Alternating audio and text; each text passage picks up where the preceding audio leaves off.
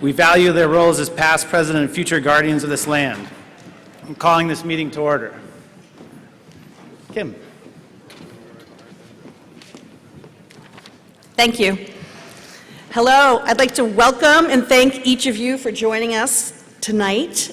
Annual town meeting is the combination of hours of work, dozens of meetings, and a million reports and papers that my team has put together to help you, the voters, make your most important decisions. I probably don't need to remind any of you, but this past winter, we had a pretty crazy blizzard in town, and it seems like that hasn't happened in quite some time. So I'm up here tonight because I wanted to take this opportunity at our most important meeting of the year with all of our community to formally thank and recognize the incredible members of our outstanding police, fire rescue, and public works departments. Their commitment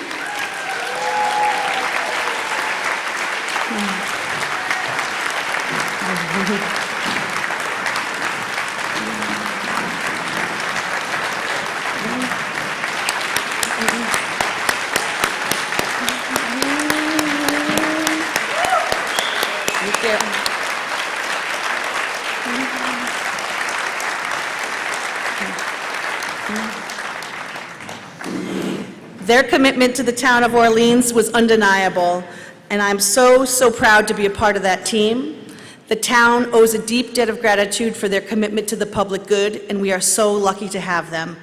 Thank you, and let's have a great meeting.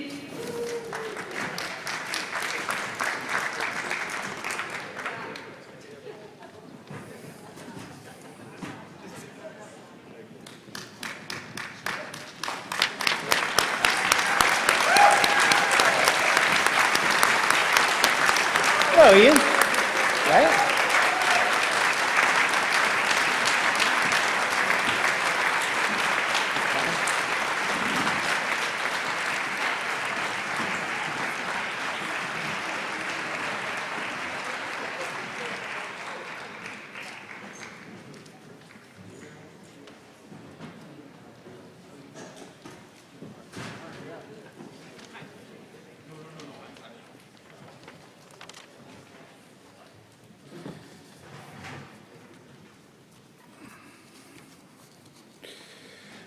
The Commonwealth of Massachusetts, Barnstable, SS, to either of the constables of the town of Orleans and the county of Barnstable, greetings. In the name of the Commonwealth of Massachusetts, you are hereby directed to notify and warn the inhabitants of said town qualified to vote in town affairs to meet at the Nauset Middle School Gymnasium in said Orleans on Monday, the 11th day of May, in the year 2026 at 6 p.m. to act on the following 36 articles.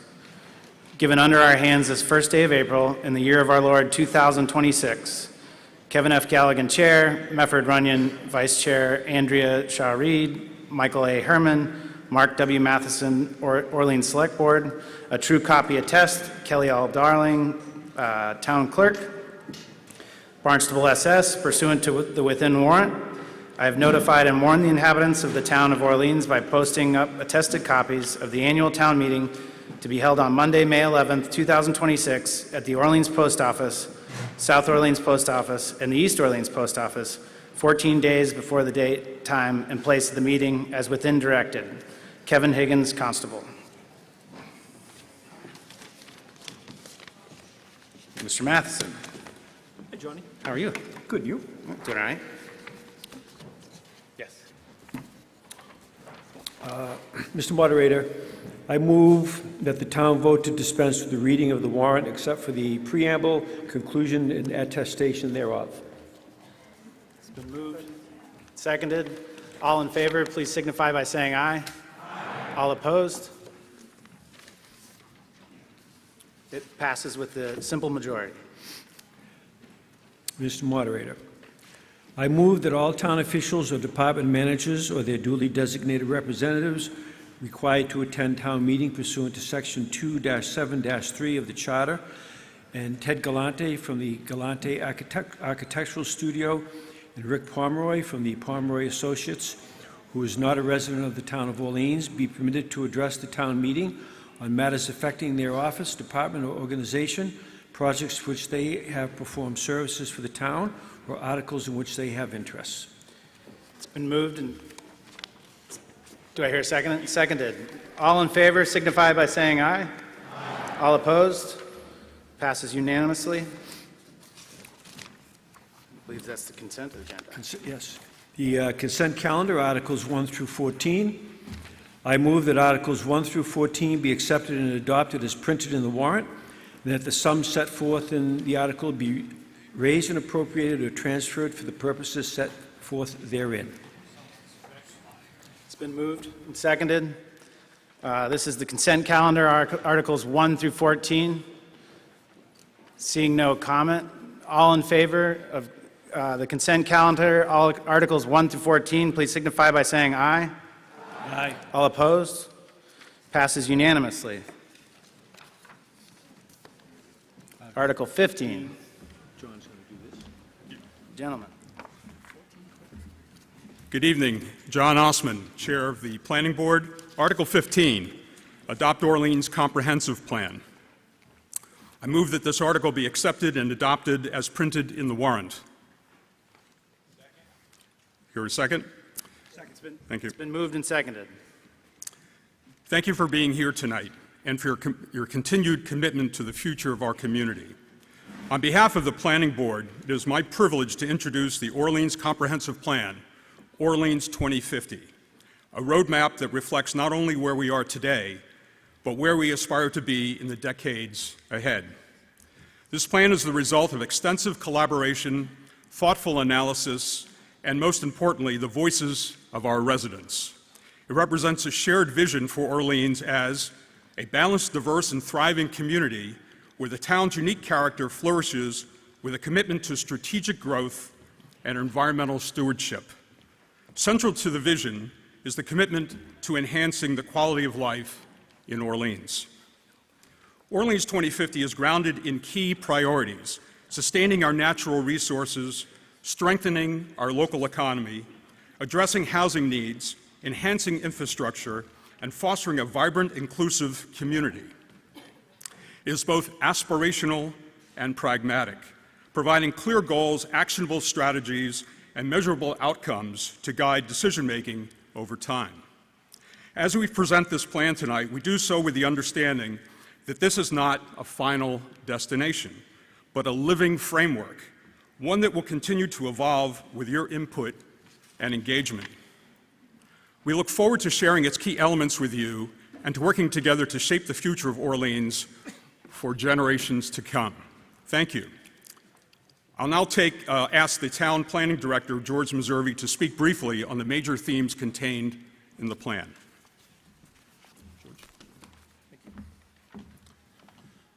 Thank you, Mr. Chairman. I will be brief. The main tenets of the updated plan will be familiar to many, if not most of you, as they have been identified and discussed publicly, some of them for several years. The major themes that the plan addresses are: protect the natural environment, create diverse housing opportunities, both ownership and rental, build a healthy year-round economy, make thoughtful decisions on community infrastructure, transition to clean energy resources, improve the transportation systems of the town, develop recreational, social, and cultural opportunities for residents, enhance the visual quality of the built environment, and to maintain fiscal responsibility. As we've listened to residents and discussed the future of the town, several challenges have come to the forefront. Protection of the natural environment and its ecology is primary in the minds of many residents. Housing affordability for all residents is increasingly an issue in our community. There is a need for commercial investment in our downtown and a more year-round economy base. The population and demographics of the community have changed, skewing away from families and towards even more retirees, and that is a challenge. As to town character, Orleans is a very nice town. We want to preserve and enhance the best qualities of the town while encouraging efforts toward a brighter future. We also need to address energy issues as well as responding to a changing climate. So in all this, we do our planning on a peninsula surrounded by water, drinking from a sole source aquifer. Because of our setting, there are some physical constraints to growth and some practical limitations based on resources, transportation, and infrastructure. Throughout the planning process, the Planning Board has been mindful of the big picture issues and has brought the ones that they know about and have heard from residents forward in this plan. Please bear in mind, this plan is a comprehensive assemblage of town issues, and as such, it needed to be brief on each one so they all could be mentioned. So finally, just a couple of points on what the plan is and is not. The comprehensive plan is an overall guide for decision-making. It identifies the issues and provides a framework for future actions. It contains an action plan with timeframes and estimated resources required for each action. A comp plan is also a requirement for many state grants that will support town actions in the future. And the plan is a living document. As new issues arise, the plan can be adjusted, and under the town charter, it is reviewed every 5 years. What it is not. Adoption of this plan does not spend any money or commit the town to any specific projects. Each action recommended in the plan will be separately developed, and if funding is required, it will be brought back to a new town meeting. So in summary, the plan is the culmination of a 3-year planning process. It is responsive to the input of residents and local boards, and it positions the town of Orleans for future success as a community and meets the requirements of the town charter. We ask for your approval. Thank you. Thank you, George. Do we have any comment? Seeing none, this is a simple majority vote. All in favor signify by saying aye. Aye. All opposed? It passes with the necessary simple majority. Article 16.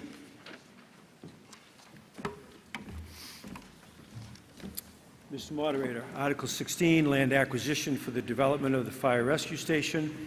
I move that this article be accepted and adopted as printed in the warrant, and to authorize and direct the Select Board to acquire by gift, by purchase, by eminent domain, or otherwise for general municipal purposes, a portion of land together with the improvements thereon, located at 48 Eldridge Parkway, Orleans, Massachusetts, and shown on the Town of Orleans Assessors Map 40 as parcel 66, and containing an area of approximately 48 hundredths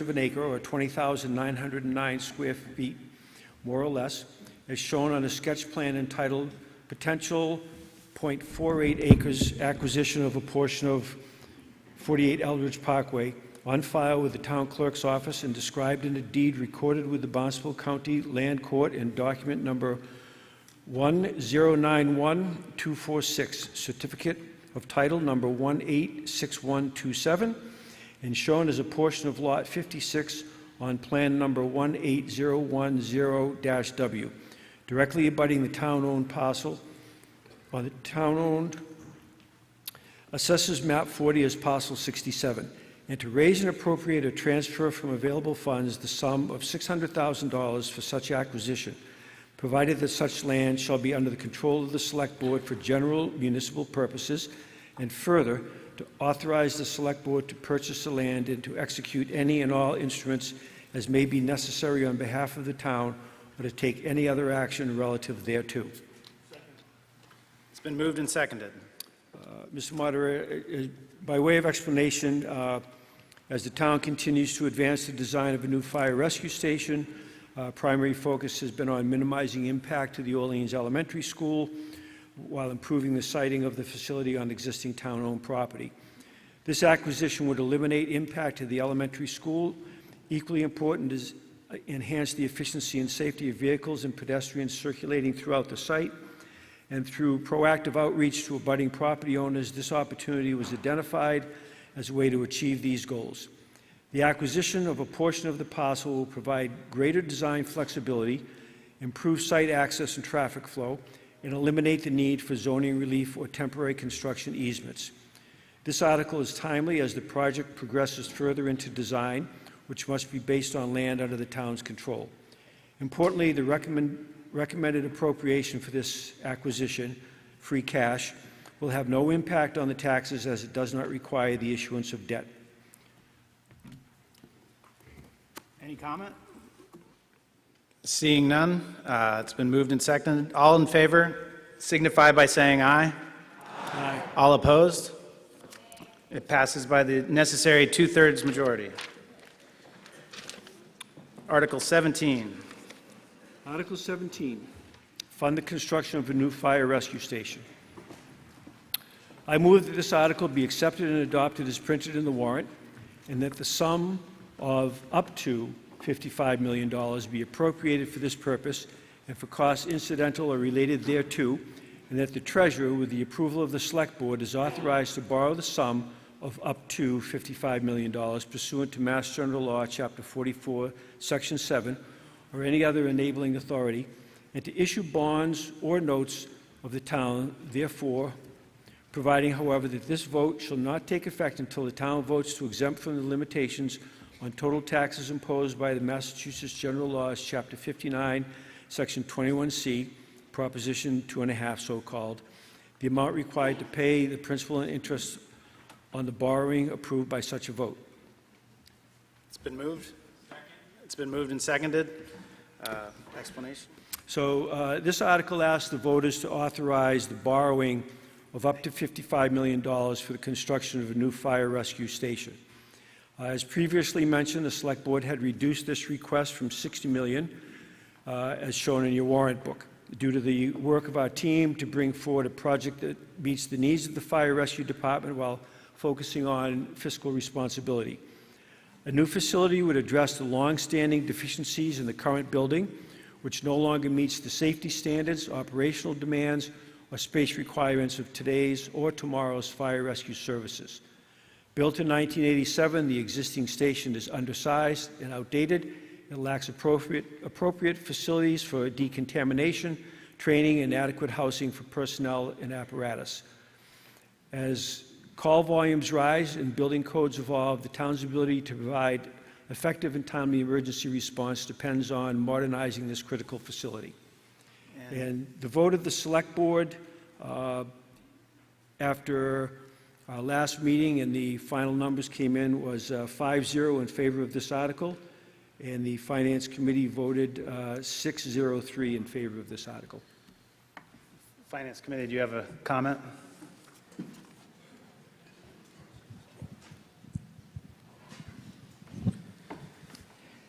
Well, as a member of the Finance Committee, I believe $55 million is a shocking amount. And yet it makes sense financially. If we postpone the construction, inflation will drive up the cost substantially. The old firehouse, built in the 80s, is not safe for the firefighters and EMTs who must sleep there to ensure 24-hour operation. The contaminated fire equipment is not separated from the sleeping quarters. The location is important for the rescuers to reach all parts of Orleans quickly. The topography there must be filled in for efficient operation. That adds to the cost. A working firehouse, well located, is essential to the health and safety of Orleans. The resolution calls for up to $55 million. The architects have not had time to go through the plans to cut costs. They will. In addition, there are several people on the Firehouse Construction Committee who are seasoned builders and will find ways to cut costs. A yes vote now is the most economical decision for this critical building. Thank you. I think there's a short presentation on this.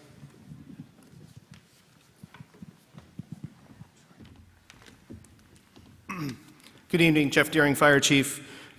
Briefly, just wanted to talk about the need for the new fire station.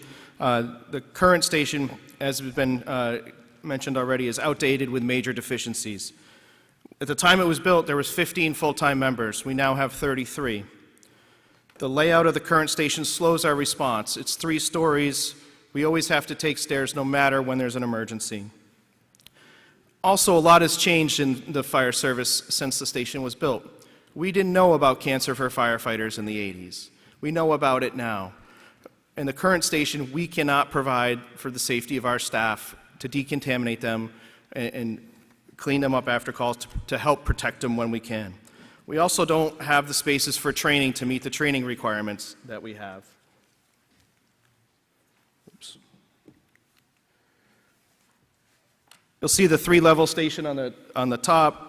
No matter where the firefighters are, when a call comes in, they have to traverse some set of stairs to get their gear, to get in an emergency vehicle and respond to your emergency. A new station would help minimize that time.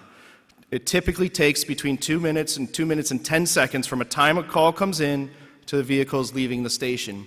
National standards for that are between 60 and 80 seconds. We can't engineer our time any faster in the current building. You also see in the bottom right is our current decontamination area. That was not original to the station, and that limits how much gear we can wash and how we can take care of the firefighters' equipment on a regular basis. Further, you'll see in the top left, this is the current station in the lower apparatus floor. That is a fitness area. The ladder truck backs into the middle of that. The leading cause of death for firefighters are 2 things. One is heart attacks, so it's really important that we have a fitness area for our firefighters to work out in to maintain their health so they can respond to your emergency. They're in the same area that trucks back in and out of, that turnout gear is stored, and that vehicles are worked on. So when you're on the treadmill, you're breathing in all that stuff. You'll also see in the top right, we've had an ongoing issue with rodents in the building over the years, and these are some of the measures that we've done to protect it. In the bottom left, that's the first aid area. Several hundred people every year come into your firehouse with a medical emergency. We take care of them in the public lobby. Someone else is coming in to get a permit. They walk into a medical emergency. There's no privacy there. We've got to fix that. Additionally, you'll see that the ambulances are very close together. What you can't see in the picture in the bottom right is the vehicles behind them. We can't take the stretchers out of the ambulance to decontaminate the ambulance without moving a vehicle. There's not enough space. Just some highlights. Again, in the 80s, the fire department had about 12 to 15 full-time people with a number of call people. We're now up to 33 full-time staff. Our call volume has also increased exponentially. We're doing about 800 calls. Now we're well over 2,800 calls a year. We're doing more in the same space that was designed for firefighters when we had a much smaller department. We've done a lot of work on this. Since 2018, when this project really started to come into focus, there's been study after study after study after study to look at what we could do to fix the fire station. We're at a point where we need to make a decision and move this project forward. The work has been done through all these studies to help us decide what the best path forward is. We're at the point where we need to decide to move this project forward and authorize the borrowing for $55 million so we can get into further design and complete this project. So what will a new station do for all of us? Well, first of all, I think it'll help ensure the health and well-being of the firefighters that protect our community from the hazards of their occupation. Your firefighters know when they sign up for this job that we're going to face danger, but there's a lot of things we can control, and we need to make sure that we do that. We're going to remove the obstacles for the slow response time by having a station that's where the firefighters are all on one level, the same where the turnout gear is and where the ambulances and fire trucks are, so they can ensure a fast response time. We'd also have space to do the training that we can't complete in the current building because we don't have the space or room to do it. We'd be able to bring all of our vehicles and equipment inside. Much of our vehicles and equipment sit outside year-round. With the salt air in the winter, it's causing long-term damage to it. And ultimately, if we're an efficient fire department, that translates to the quality of life of this community, and that's why that's important. Thank you.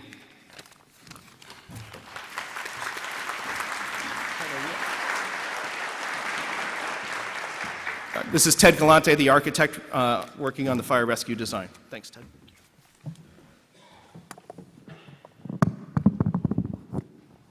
Good evening, everyone. I'm Italian, I move around, I wave my hands, so I need to have the handheld mic. So we've been working with your select board, the building committee, and some very capable people, the fire rescue department, of course, for quite some time now. And so I want to take us through the project and talk about the building. We're going to talk about, I'll go through this quickly, I speak quickly, so I'll try and articulate clearly. A feasibility study that was done in 2021.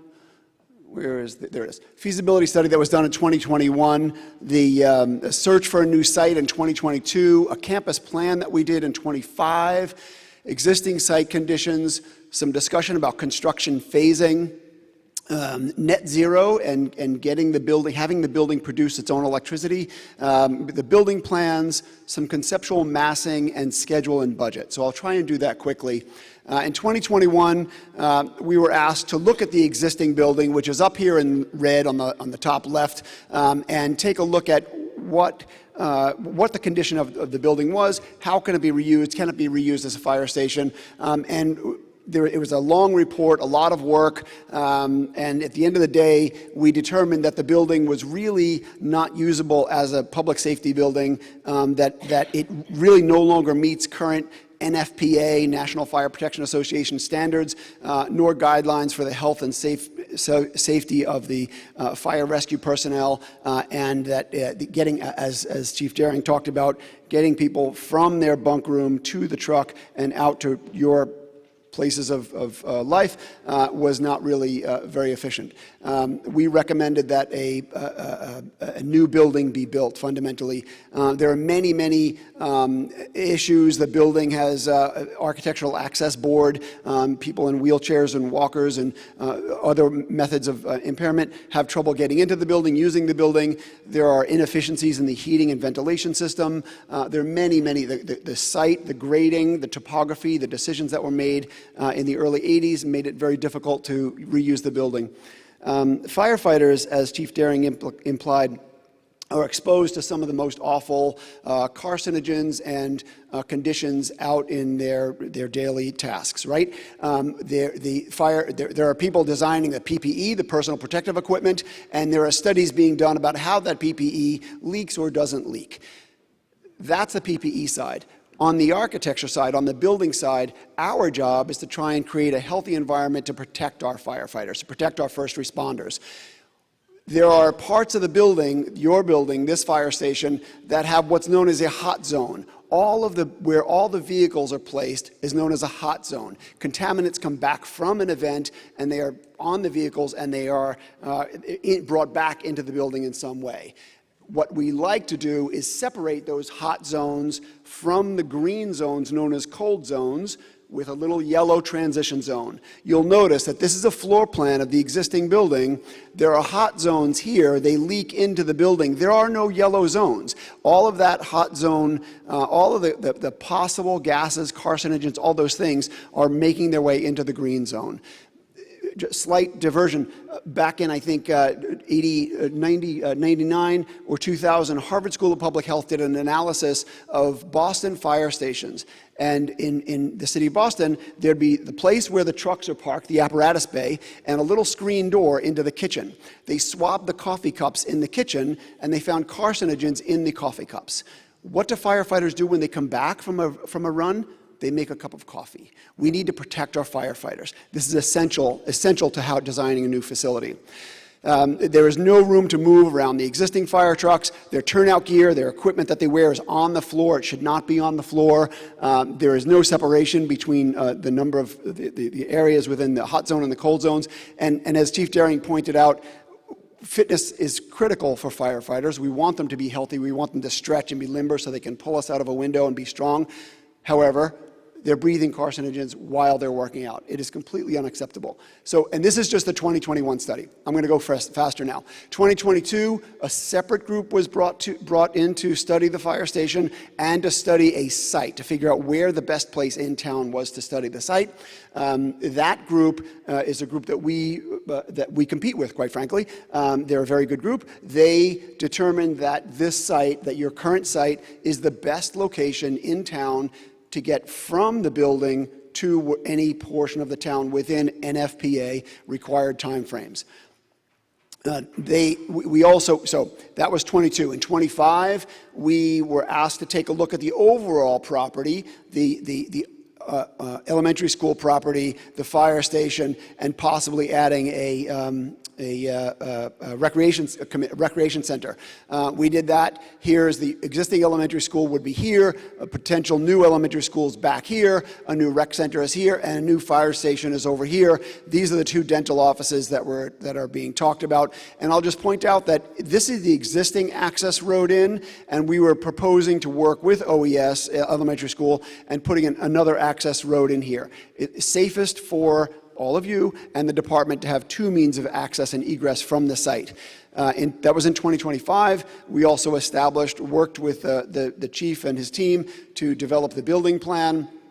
And then in 2026, the town had us take a look at the town purchased this piece of equipment, land at the dental office, and we started to take a look at what it would take to put a building at that location.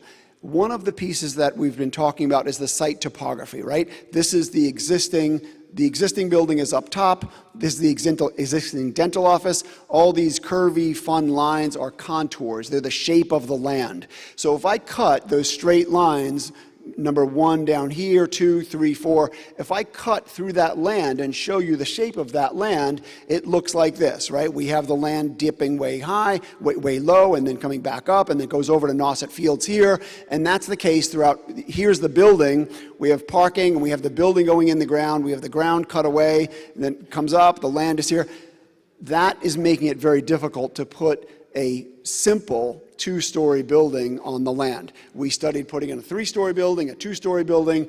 We ended up with many of the problems that Chief Daring currently has. But with that study, we had the new building proposed was going to be here, tight to this corner. The access road is here. There's another access road here shared with the OES folks who have their access road into the school on this side with parking and such in the background. This is a 3-story building, roof levels at the same height, but it goes deeper into the ground. That's a much more expensive and more complicated and less functional way to build. And so we studied a 2-story building, which to you may look the same, but if I toggle back and forth really quickly, there's some significant differences. Primarily on the 3-story building, we have a retaining wall here and some complicated retaining wall construction in here. That's what made it expensive. Sorry, let me go back that way. The 2-story building works very well because we can face Eldridge Parkway, get the vehicles out in a safe way, have some vehicles in the back, have them go out that side of the Eldridge Parkway, and then parking can be in the back. As we were working through this, the town wisely decided to purchase this additional 0.4 acres of land on this side. That freed up a lot of land. Because of all that topography, we would have had to put very expensive retaining walls along the east side of the site, all along here. Let's see where it is. All along this side of the site. But because of the land being purchased, we were able to slide the building to the west, toward this side, eliminate the need to engage with the OES property and keep all of the development on the property that now is the former dental office and portion of the adjacent land. The building stays the same size. We can develop it all in this area. We have an access point with visitor parking on this side. We have an entrance at the front of the building. I didn't mention this earlier, but it was impossible to get the entrance in the front of the building when the site was tighter. Now we can all go in the same entrance. We know where the entrance to the building is here. Visitor parking, staff parking in the back, and access directly out. Oh, I'm sorry. I don't have control over that. I'm sorry. I don't have control over that. I apologize. I'll try and be more clear then. So on the right-hand side, there is a slope of land. Prior to this, it would have been a retaining wall, a very expensive retaining wall. If we level the land, we're not going to have that problem. Construction phasing, one piece of a project like this, and I know I'm talking about a lot of stuff here. I'm sorry. We've been working on this a lot. The construction phasing, in order to keep the existing firehouse operational, we're going to work on the front portion of the property while the fire department is able to use that rear portion of the property. We did a lot of study about what that means, leveling the land, building the building, developing portions of it, and then taking down the existing building, moving the fire rescue folks into the new building, and then leveling the rear portion and opening up the building. So we're able to, because of the town's wisdom, purchasing that land, Article 16 that you guys just approved, we're able to build in a more reasonable way on the site across the entire site. One of the other pieces we've been tasked with is to make the building net zero. Net zero is to generate all the energy on site that is used on site. So that is the definition of net zero. And so fundamentally, we're going to cover the roof. I won't go into all the details, but we're going to cover the roofs with solar panels, and in the rear portion, the blue in the center on top of the roof are the solar panels, and in the rear there's some solar panels in the parking area, and we're able to generate enough electricity to offset electricity need in the building. Hot zone in red, cold zone in green, the transition zones are in yellow. We're keeping the firefighter safe. The building plans work very well. All the apparatus is on the right-hand side, living quarters, office space on the left-hand side. And then we start to propose a building where the right-hand side is a flat roof building with the apparatus bays and solar panels on the roof, and on the left-hand side are the office and living quarters with solar panels on the roof, and we're able to generate electricity on site through the whole thing. So again, I apologize. It's a lot. We are in the top phase of this right now, at the end of that schematic design phase. We have a lot of work to do over the course of the next year, and we are looking to go into construction in about a year, and we should take about 14 to 16 months to build the facility. Our bottom line figure here with construction costs and soft costs is, again, we're at the $55 million point, and that is where we stand today. Thank you. I apologize if that was a lot.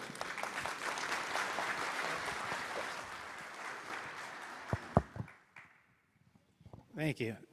I don't know how to get this back in, but we're going to figure it out. There we go.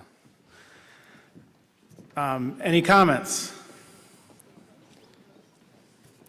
I'm going to do a quick thing. This year, I think you might have noticed there's we'll call it a shot clock.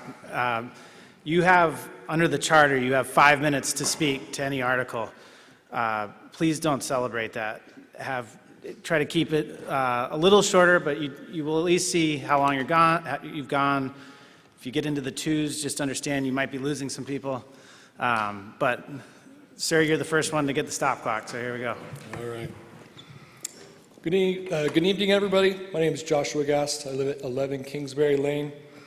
I'm also a newly year-rounder resident and a father of 4. I want to begin by saying that I appreciate the intentions behind this proposal. I really do. I just retired from the military for 20 years, and in the barracks, if you were lucky to get a room without black mold. So I understand what it's like to get upgraded, right, and to have issues with your health. I really do. I understand the desire to strengthen our community, support year-round residency, and create a CAPE where younger families and working people can continue to live and raise children. I think everybody wants that. But I also want to believe we need to ask difficult questions before committing residents to another major tax increase, especially one tied to a $55 million project. If it just stays at $55 million. I can't say for sure if it's going to be less. I don't know if you could also say it won't be more. We have a long way to go on the project. It doesn't sound like there's a concrete number that we have. So something a little more concrete, if we start moving down this road and it does end up being more money, we've already invested even more money than we started with. Is this truly the right time and place for additional financial burden on residents? Because for many families, affordability is already reaching a breaking point.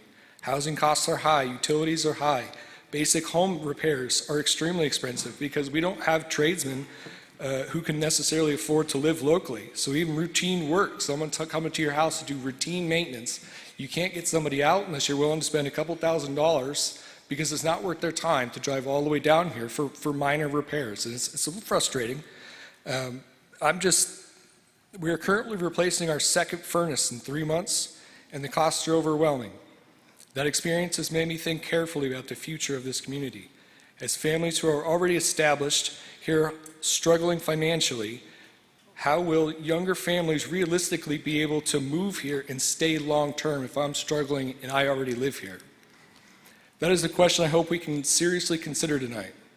I worry that continued increases in taxes and overall cost in living may gradually push out the very people this town says it wants to attract and retain: working families, tradespeople, young people, retirees. I've known retirees who've had to take out a second mortgage on their house just to be able to stay here, or people who've been handed down homes and can't keep that home because the taxes are too high and they can't afford to live here. Myself, I'm going to be included in that very situation. I'm sure many of you know that the houses here get passed down from generation to generation. It's very hard to find a house in the Cape. So they get passed down from generation to generation. I'm the next generation, at least part of that generation, that will be looking to inherit a house on the Cape. I love it here. It's beautiful. I love the people. The beaches are great. The weather's fantastic. I would love to be able to move here. But even with moving into a house with the mortgage is already paid, if I have taxes that are that expensive, and childcare is that expensive, and everything is that much more expensive, how can I afford to live here? Even if I don't have a mortgage, it's already difficult just to maintain basic needs. A healthy town also depends on affordability. It depends on people being able to remain here without constant financial pressure. It depends on children growing up here and be able to imagine a future here for themselves. I'm not against investing in public safety. I respect and appreciate our firefighters, first responders more than you could know. They've been my friends, all right?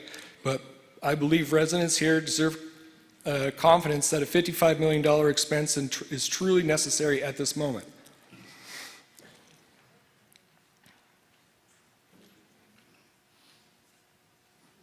Excuse me for just a second.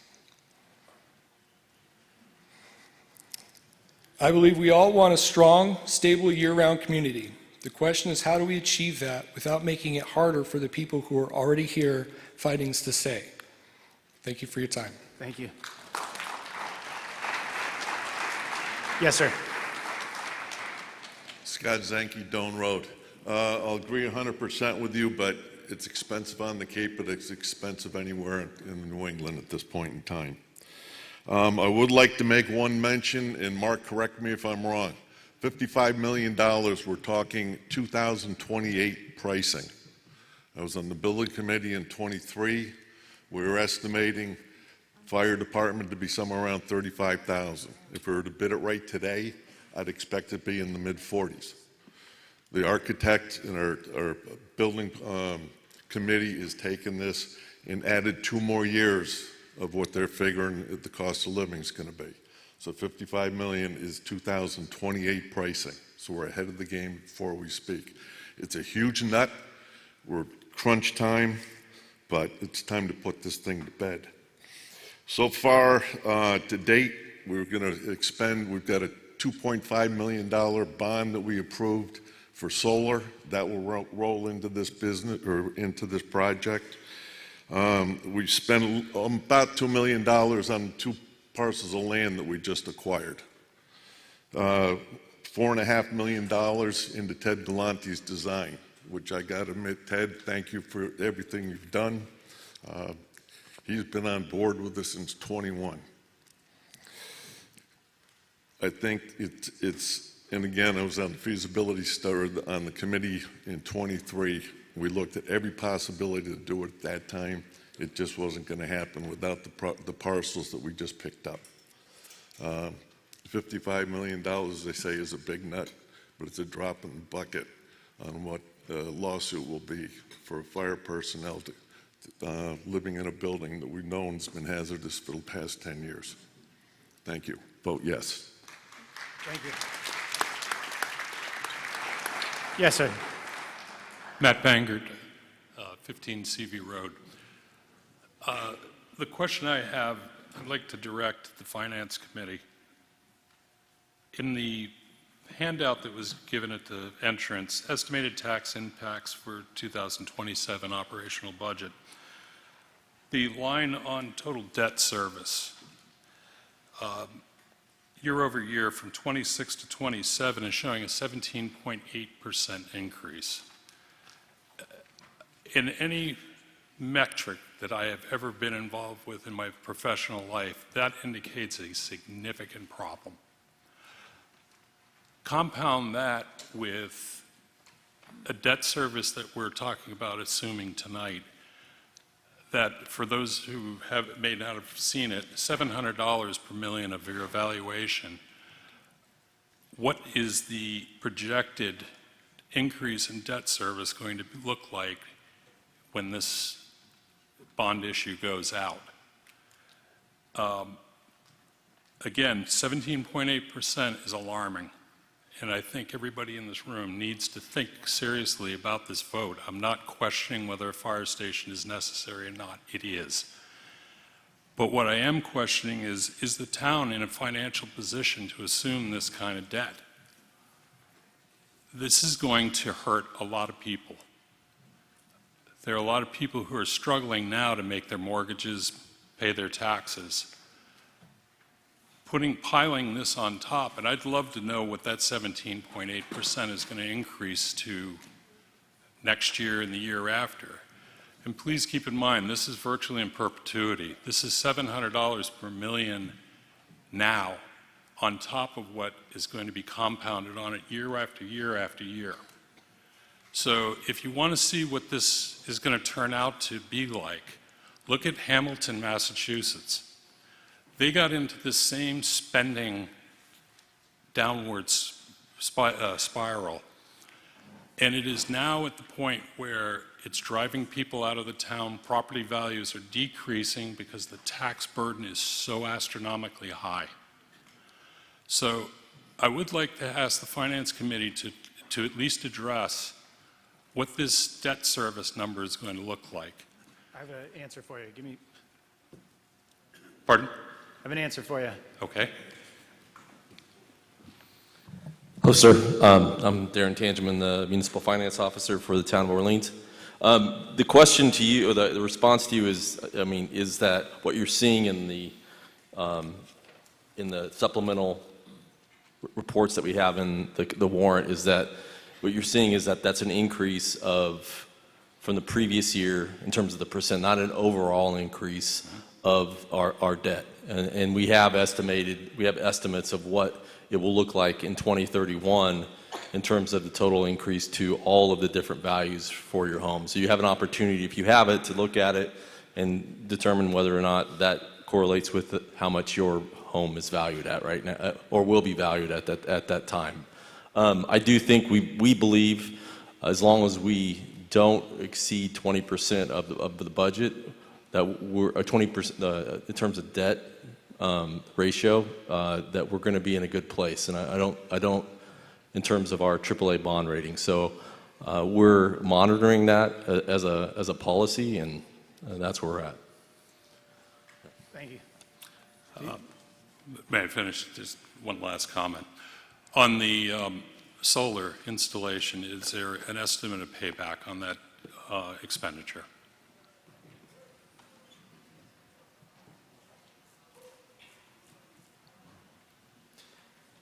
There is. Can I get you that answer after we let Meg Sure. talk? If you Meg, could do you wanna address go? it to the whole They're going to crowd. get an answer for you. Hello, Megan Kelly, 71 Eldridge Parkway. I love the fire guys, I do, and I do believe that probably they need a new fire department at some point. $55 million is an absurd amount of money. Finance department guy said it himself. There's places that they could probably still figure out lowering costs somewhere, somehow.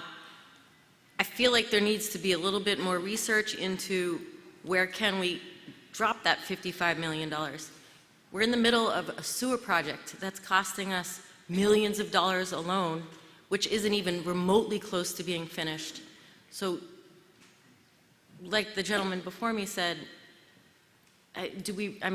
should we really be jumping into another massive financial decision tonight? If there's abilities to lower or cut or change things a little bit, we probably still need to look into that. I understand that the fire guys, I love them, I do. They're my neighbors. They need to be safe as well. But are we ready for another $55 million going out of our pockets? It just seems crazy. It's endless spending here.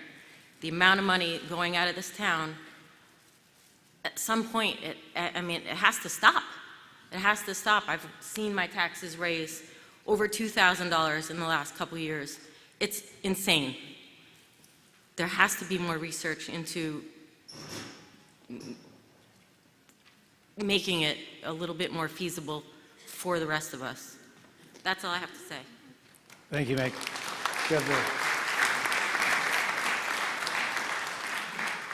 I just wanted to take a second to say, if you have this handout that was given in the front that says important town meeting updates, on the back of the handout is the calculation for what $55 million would cost you based upon the value of your home.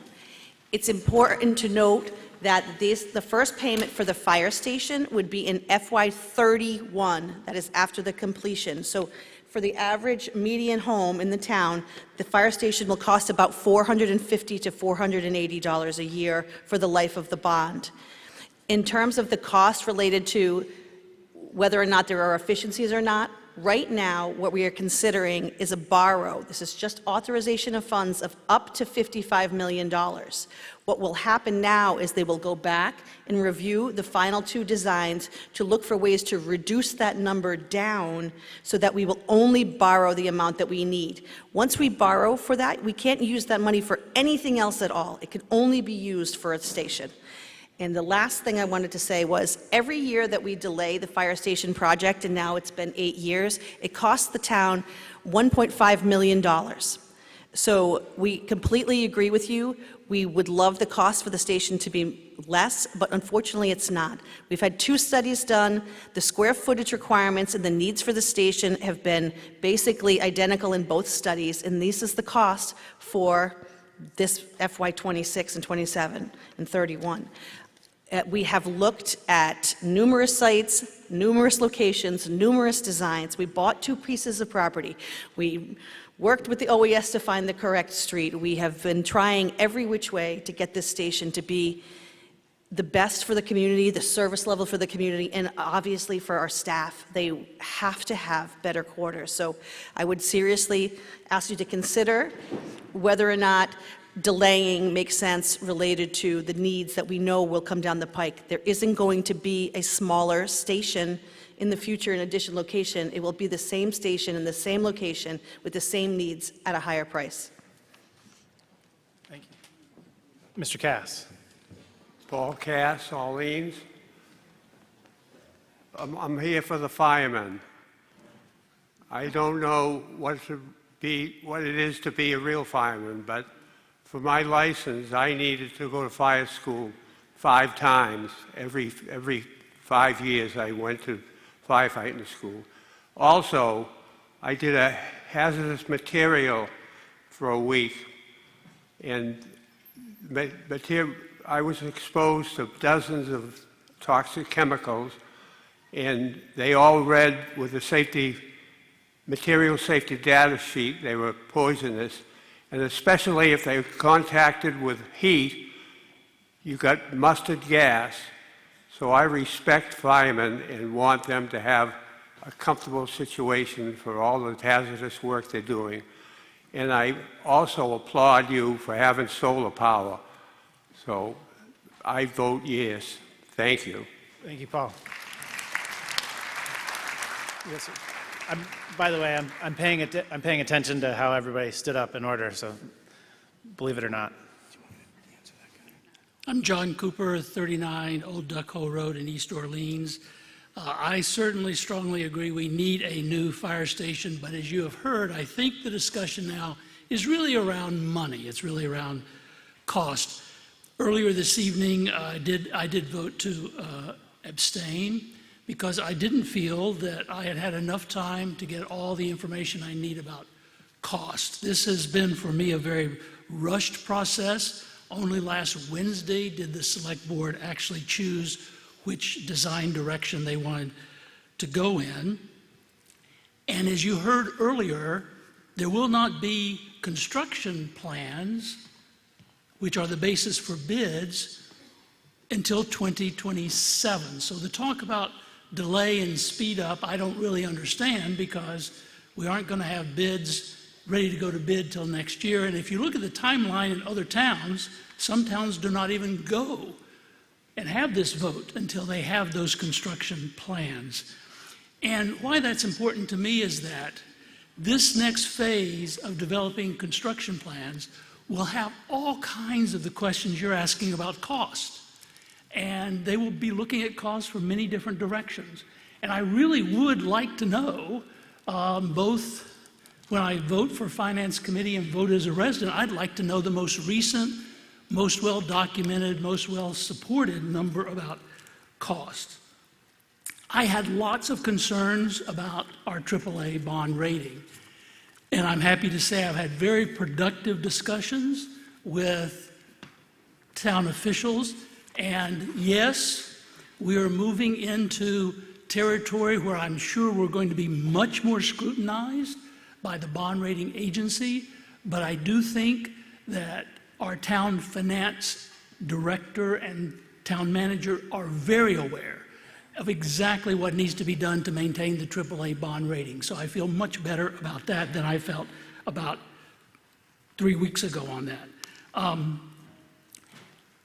The Finance Committee has been working really hard to get the whole picture on debt. We totally agree with you. We do not have entirely the whole picture, but here's the picture we have, and that is when $55 million hits the books, there's not going to be a lot of room left for any other projects. So the long-range financial plan that we just passed, probably low-cost items. The library is in this capital improvement plan for 2031. That's very hard to see happening when $55 million hits the books. So concerns about other priority projects, I think, are very legitimate concerns for us to talk about more. So finally, I am very confident that all the individuals working on this will have the full information. Unfortunately, I voted to abstain because I didn't have tonight what I needed. Yeah, give me one sec. We're going to call on this gentleman, then we're going to go back to Ben, and then we're going to go over this way. Mark has the answer for this gentleman, the third speaker, who I can't recall your name, I apologize. But. Good evening, Mark Reel, Assistant Town Manager. So in the analysis that we did on the net zero cost analysis for adding the solar on the roof, we had calculated out our current cost per kilowatt hour, which is 28 cents. And so we took that 450,000 kilowatt hour estimate per year. And with the new facility, it's estimated to cost $120,313 per year. If we're investing $800,000 in the project, that's a 6.7 year payback. We estimate this building to be a 50-year-old building, and so over the life of that building, we'd see over $5 million savings. So it's a good investment for reducing operational costs long-term for the taxpayer. Thank you. Yes, sir. Dennis Murphy, Windy Hill Road, Lane, I should say, sorry about that. Staying on that, the net zero implications, is that an aspirational goal, or the building will be completely, the solar panels will provide all the energy for the building, period, the end? The solar panels will provide the power for the building, is the requirement. Okay. All right. And then back to our discussions about the overall cost, and the town administrator mentioned that these numbers won't kick in until 2031. And that gentleman just brought up the point, there's talk of a recreational community facility and a new library. So what will those costs layered on to that cost mean? So instead of being 400 and something, what will it be, 1,500 and something when everything comes together? When those projects are done? No, we're not voting on those. We're not. Well, I realize that, but if we're given that context of that's when the numbers are going to start, No. and that's what the number's going to be, what I is understand that, but like, we can't do pretend land, ceteris paribus. Okay, so we're not going to then do those projects? That's not what I said. Okay, thank you. Ben? Yeah, my name is Ben Zender, and I live at 12 Shoreview Drive. We need a fire station, and we need one soon. I think the chief did a great presentation, but there's always a but. When I go to build a house, or when anybody else in this room goes to build a house, the first thing they do is they set their budget. And they work to that budget. They give their architect that budget, they watch that budget, it changes as the project changes. What we're doing tonight is not approving a fire station, we're establishing a budget for the project. And that budget is $55 million. And if we vote for that tonight, the architect is going to understand that that's the budget, the town will understand that that's the budget. I walked in because the number was $55 million. That's the only reason I'm here tonight. It was the number. But then I heard the finance committee's position. And they said, look, we know that the architect can find some money in this, we know the builders can find some money in this, that it's a soft number. I would rather vote on a hard number. Because if we vote $55 million, I guarantee it's going to be $55 million. I would like to see this come back soon, very soon, fall town meeting, with some number crunching on this that really shows us that this has to be $55 million. Because if we can, and the selectmen found $5 million last week. So if we can save $10 million, that's $10 million that can go towards our schools or our recreation or our affordable housing and all the things that we think are important. So, and the only people in this room that have the natural incentive to try to save this money are the voters. So I really believe that they should sharpen their pencil, get this number to where it's really hard, and then bring it back to us as soon as it's humanly possible so we can vote on it. And I want to support it. I really do want to support this. Second thing, I don't think I can help this. I don't think that anybody can help this. That picture scares me. That's just a scale and massing picture. You know, the devil's going to be in the details. It has to be 39,000 square feet or whatever it is, but I would love to come here and vote on a building that I know what it's going to look like. I don't know that that's possible, but that's just a personal opinion. And thank you all.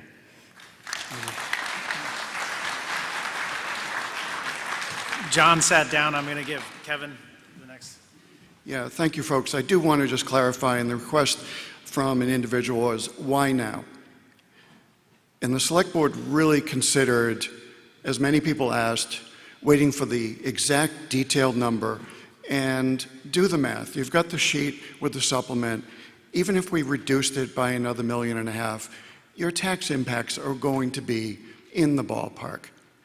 Frankly, I would say in future projects, this will be your call in terms of the next projects, but you'll be setting the foundation as to what the priority is for this town, and it's fire rescue. We know it. It will impact future projects because you will not vote for them. We may not even bring them to you. But the other thing is, why now? We know state grant opportunities are available. However, you do not get in the door today to submit grants unless you have a town commitment. A commitment tonight does two things. It scopes our design team and ourselves to not to exceed this number. We are all motivated to reduce this number, and we will. But it opens the door to grant opportunities where we can check the box and say to any grant entity, we have the town commitment to proceed. It moves us up to the top of the list. Thank you. Thank you. Yes, ma'am. Good evening. My name is Susan Chandler, 7 Saltworks Circle, and I facilitate the Orleans Climate Action Network. Just to remind everyone about net zero, that means that any such building, like the fire rescue station, is designed to produce as much electricity and energy as it consumes. The design direction being considered here will be very efficient, safe for the people who work there, built to the stretch code requirements, with essential things like improved ventilation, containing the hazardous area conditions, and safe vehicle exits and entry for the fire rescue trucks. Net zero will lower the total operating costs of the building, and the rooftop solar panels, as designed, will pay for themselves in roughly 8 years and then last for another 25.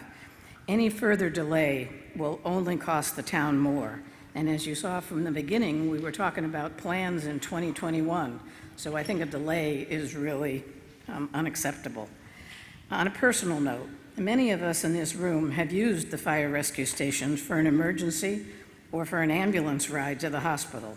If you have, you know how and deeply appreciative you are of what these service workers do for us. They save lives.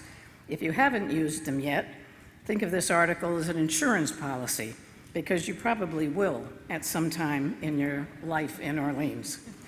The fire rescue staff need a safe and modern building to work in. We owe it to them. Vote yes. Lynn? Good evening, everyone. Lynn Bruneau, Seacrest Drive, former chair of the Finance Committee for 5.5 years and member of that committee for more than 8 years. During that time, I thought we had a pretty good working relationship, a trusted relationship, you and I, town meeting, taxpayers, and then me as chair of the Finance Committee. I'm not on that committee anymore, but I hope you feel that you can still trust me, particularly with regard to this really important topic, funding for the construction of the new fire rescue station. And before I continue with my prepared remarks, I will add one more point to what Kevin Galligan talked about and the question that came up over there. The number, the up to 55 million, something that just happened and it was in one of the handouts, was with regard to, did we need more money for phase 3 of the sewer projects? And the answer is the bid came in under the number that we had set aside a year ago. So the 55 million is just the number. And we haven't gone to bid. And when we go to bid on the ultimate design, the number could still come in under the 55 million. So there's a lot more to be done. But going back to where I had started to be tonight, Chief Deering and others have talked about clearly what the need is for the new station, and his comments are echoed in the explanation in the warrant on page 16, and I won't repeat all of that, but I want to focus on two things: the cost comparisons with other similar projects that some people have heard about and worried about, and then the anxiety of the price point and related debt. First off, the cost comparisons. Always risky because mostly you can't do that. You can't compare. It's not even apples and oranges or bananas. It's more like apples and schnauzers or something like that. Comparing Orleans, you need the 24 other top fire stations across the state of Massachusetts over the past 20 years, doesn't take into account our year-round population of 6,300 and our summer population of 19,000. We have to build to the 19,000. How many firefighters, EMTs, are housed in the building? Living space for how many?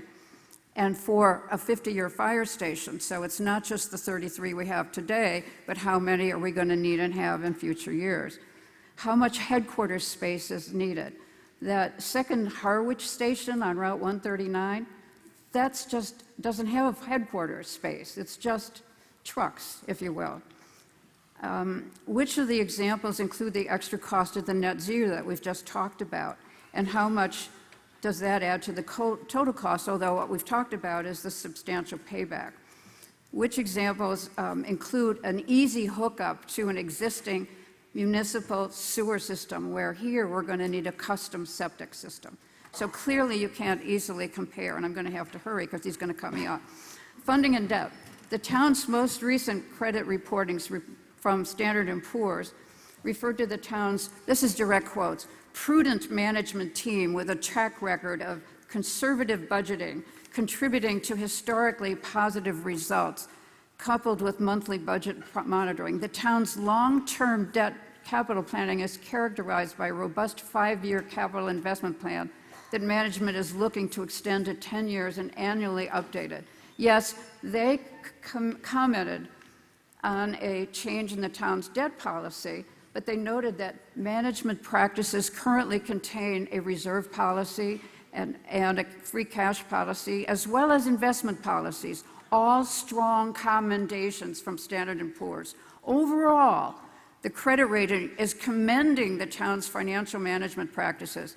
They know that we've got a fire rescue station on deck and more sewer projects lined up one bite at a time, and they still renewed our AAA credit rating. They recognize that we have the right leadership team in place with sound policies and practices and more to come. So please join me in voting to support the funding for this much-needed fire rescue station. Thank you. Thank you, Lynn. We're going to go with this gentleman, then Gail, and Alice. Ron Joliker, 3 Driftwood Lane. I have a few questions. Could we hear the vote of the Finance Committee on this?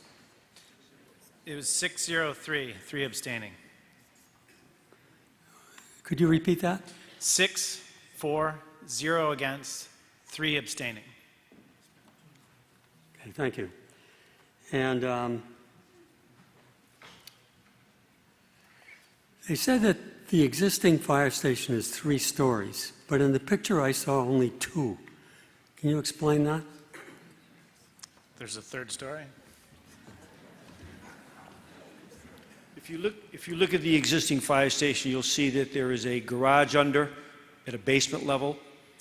Then there's a main floor level that also has ambulance garages, and then there's a story above that. So think of it as a house with a walkout basement in terms of... I didn't see that 3rd store unless you're talking about the steeple. No. I'll have to get another tour of the building. The carcinogens that you talked about, what's the source of those carcinogens?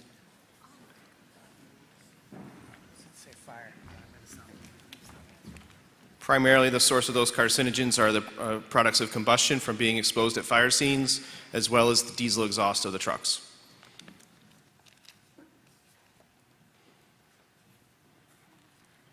Okay.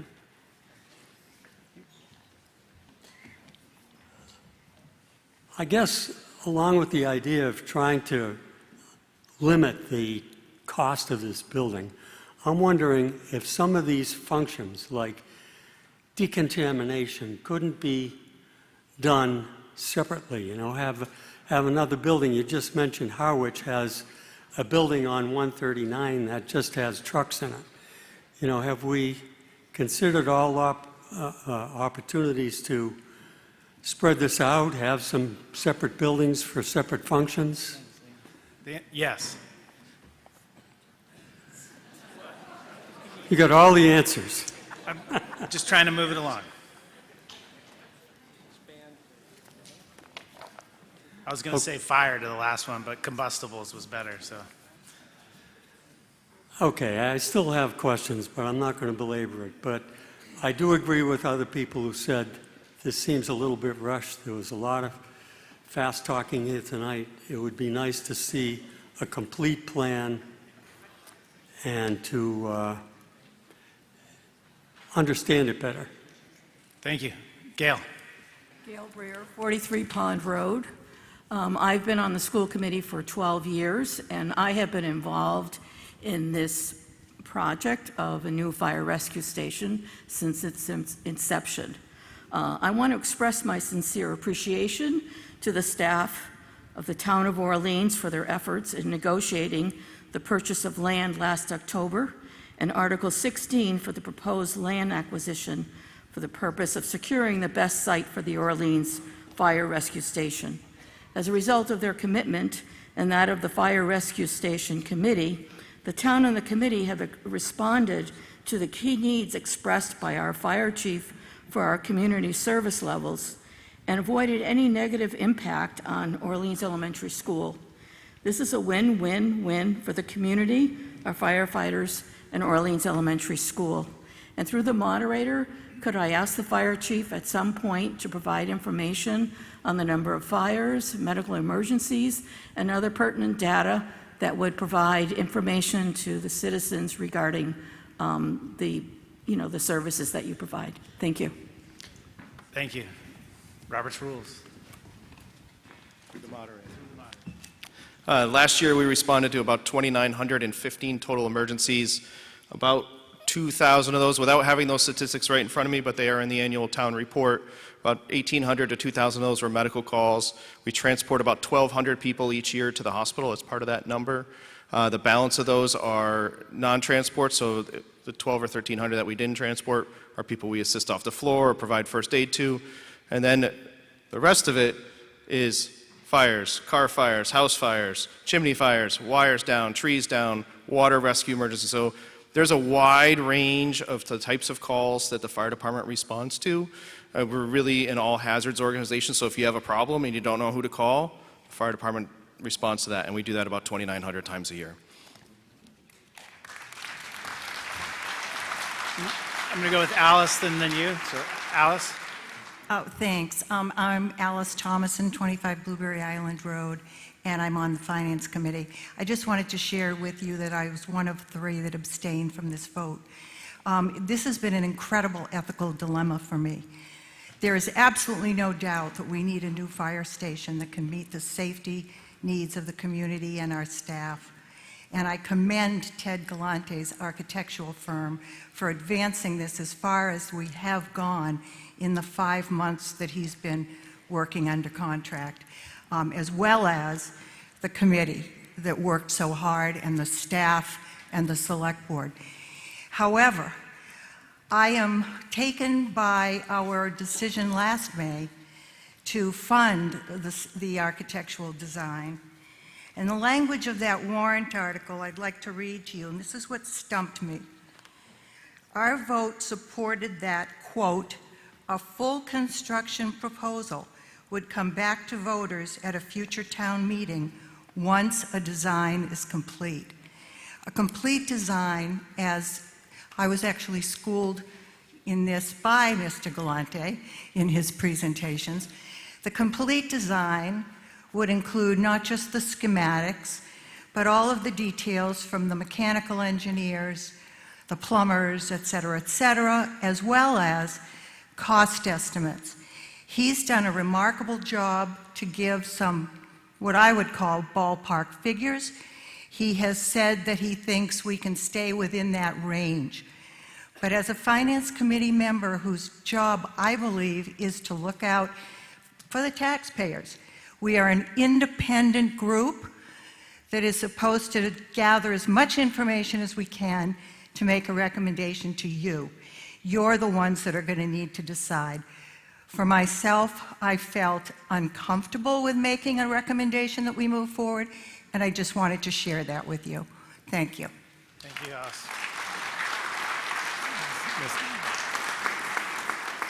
My name is Salome Leonti, and I live at 145 Harwich Road. I would like to preface what I'm going to say by the fact that I have 5 children, 4 of which are in the school district right now currently, 1 of which who has graduated and is going to college in Georgia. As a community, we all want the best for our public service members and its residents. But this vote can't only represent the interests of those financially insulated from its impact or simply willing to allocate money towards it. We must also represent the working and middle-class residents who are the backbone of this town. And when I look around the room, I see a huge absence of those faces, and it frightens me. This conversation is being reduced or keeps being reduced to whether people care about firefighters and public safety, and of course they do. It's not the issue. The issue is whether a town under already enormous financial strain can continue asking residents to absorb higher and higher costs, while many families are barely staying afloat. We have vacant store rents, we have year-round residents struggling to afford housing, groceries, utility, and childcare, even with 2 incomes. Many people here are not building savings or stability. They are surviving month to month while carrying the weight of a rapidly growing town. Residents are allowed to ask hard questions about financial long-term sustainability, especially after watching major projects exceed costs and seeing existing town resources stretched thin. Think about the Nassau High School. A healthy town is not measured only by expansion and development. It is measured by whether the people who keep running it and need to live here can still afford to live here. This vote should reflect the realities of the people who are working and living in the community and are the future. This is a vote that saddles our children who already can't potentially afford to live here when they graduate, not necessarily just the people in the room right now. I want to see my children be able to live here and thrive, as well as I would like to see everyone, I'm sorry, I lost my place. I would like, I'm sorry. I would like to see everyone here think about that, and not the obvious and unanimous fact that we respect our firefighters and care for their physical safety and long-term well-being. And I would also like to echo the concerns of other people who have said that we are considering a number that is very much in flux. Thank you.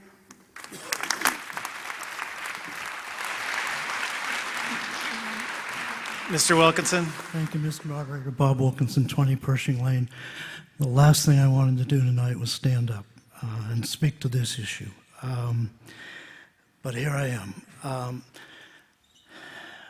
This is going to cost me, when the bond starts in 2030, about $1,400 a year, and I'm fine with that. My wife and I understand the need for an up-to-date fire department. My son, who's a nurse at the ER, he'll be paying almost that much as well. It'll be a little harder on him. But to be really blunt, no offense, I've lived here a long, long time. I know everyone on the Board of Selectmen, but I think this has been badly done. And I'll tell you why. You've spent $2 million to acquire land abutting the fire department. You're spending another $4.5 million for a design. And, I grew up in Wellfleet, and what the Cape looks like means an awful lot to me. And no offense to the architect, but that is one ugly building. And to put that building on Eldridge Parkway, I think would be criminal. A flat roof building. We can do better. We really can do better. I just don't, it feels rushed to me. I think we all want to get a fire department, but this one's just upset me, and I'm sorry I had to speak.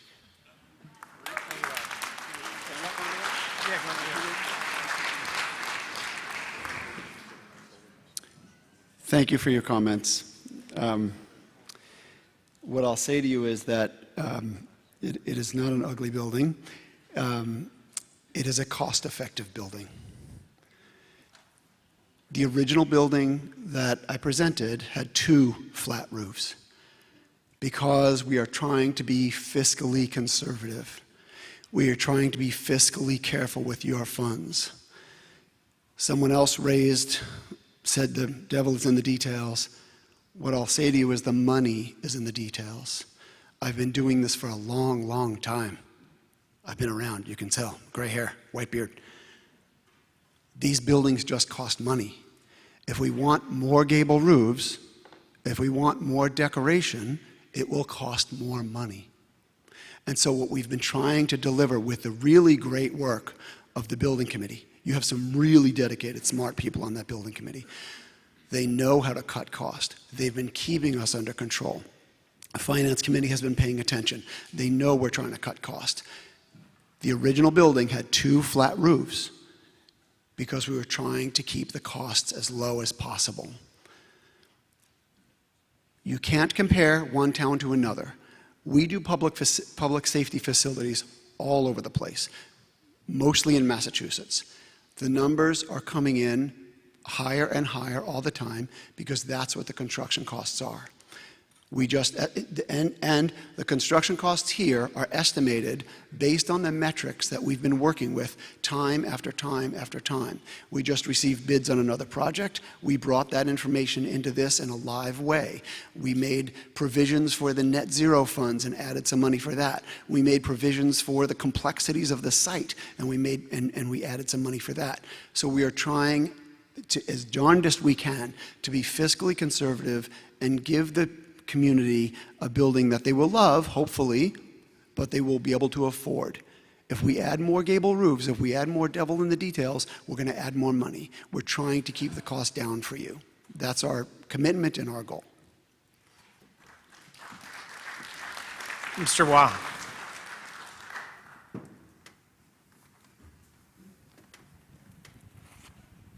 Pardon me for not standing up. I'm recovering from a recent injury where our fire rescue department came and rescued me. Thank you. I'm Tom Finan, and I was chair of the new Fire Rescue Building Feasibility Study Committee from its formation in February 2022 until June 2023 when it was sunset. As part of our deliberations, we visited several fire stations in the area and found they had one thing in common. The station was designed to meet their needs, did not move forward, was downsized, and eventually built for the same or more money. They were out of space the day they moved in. In the case of Orleans, you, the taxpayers, funded the engaging of professionals who worked with the fire chief and his team to study the space needs room by room and area by area to determine the size of the new fire rescue building. Size drives cost. I urge all of you to vote yes on Article 17 for up to $55 million and allow this project to move forward, construct a new fire rescue building that we can all be proud of and that will fit the department's needs now and into the future. Thank you. Thank you. And then, yes, you, sir. John Dugan, 56 Freedom Trail. I'd like to make a motion to call the question.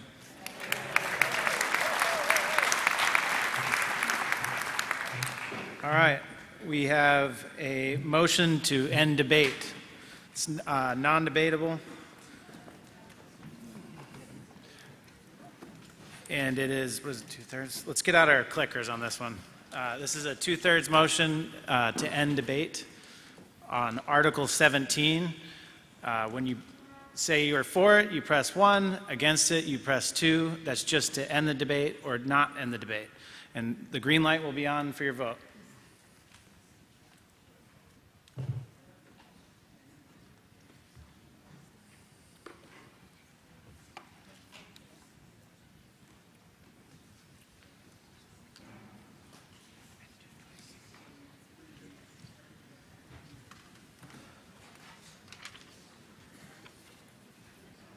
I didn't even look, I guess.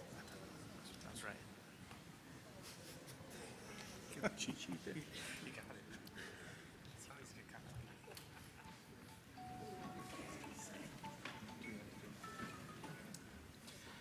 The motion passes to end debate.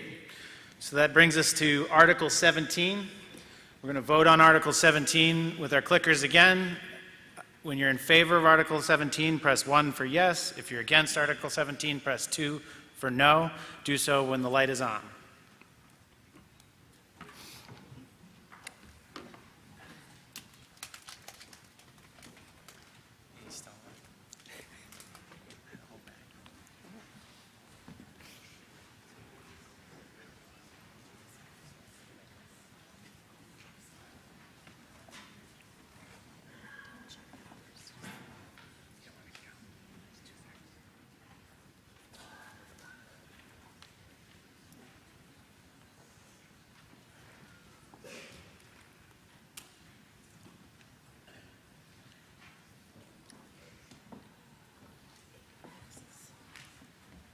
Article 17 passes by 365 yes to 154 no.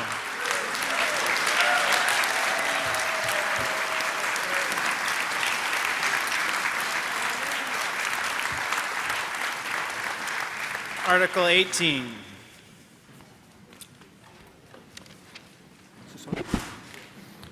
Article 18, bills of prior years.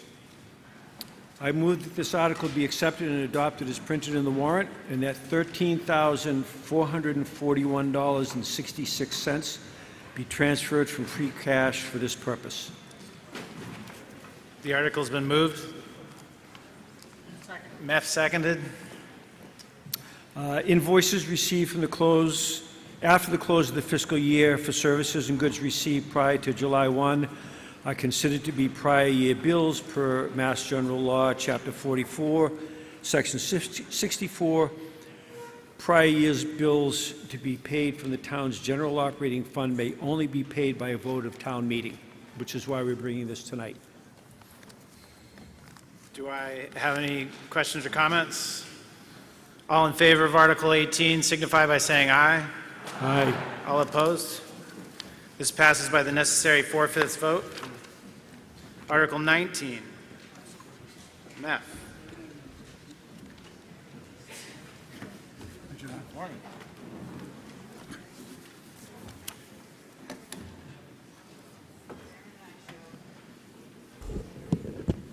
You ready? Yeah, Article, yeah, you're good.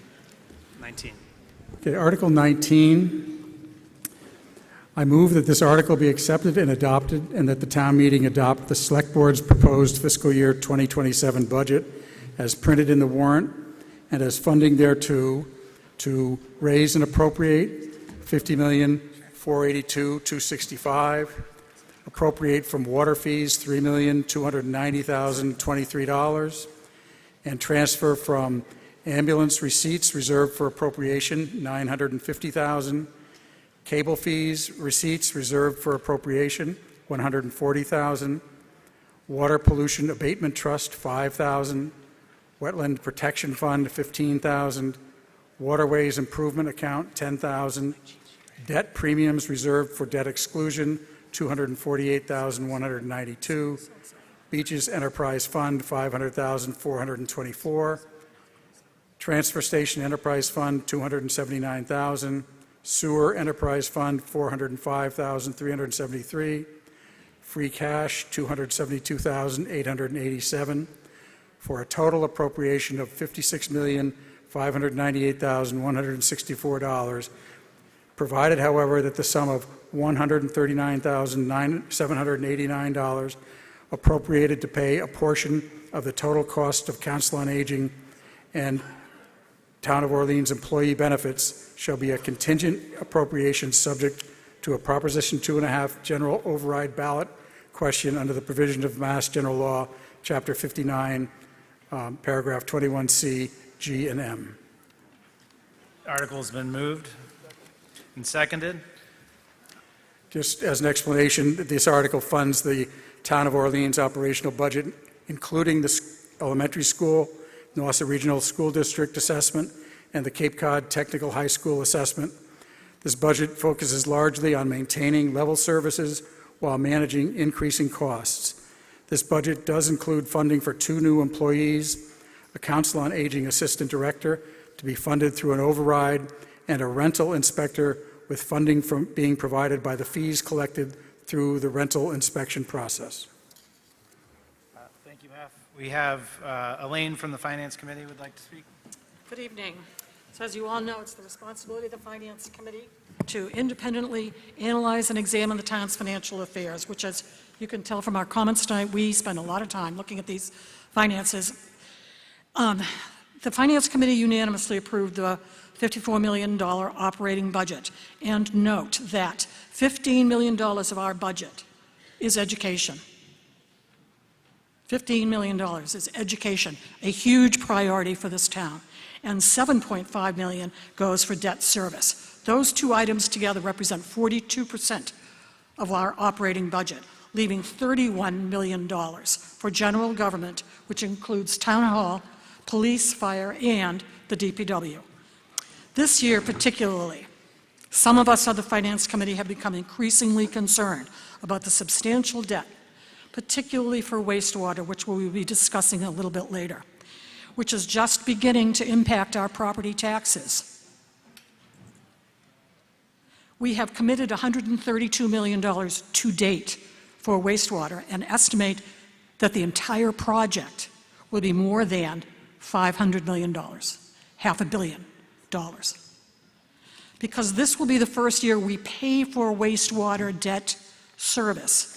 The Finance Committee has become adamant about learning about when and how much that wastewater debt, which 30 years at 0% interest is a real coup. But how much will that impact our property taxes going forward? All of this we all need to better understand what the impact of that debt will do to our property taxes, as we need to understand that fire debt so that we can decide how we want to plan the future of our town. The end. Thank you, Elaine. Any more comments? Article 19 is a simple majority vote. All in favor? Oh, sorry. Yes, sir. Tim Coonahan, 23 Herringbrook Way. I sent you a note earlier saying that I wanted to make an amendment to this article. Didn't realize it was this one, but here we go. Here we go. I move that the Select Board Programs Initiative budget be reduced by $26,000 and the assessor's budget be increased by $26,000 to fund software, overtime, and postage so we can get started on the residential exemption. Tim, can I see the amendment? Sure.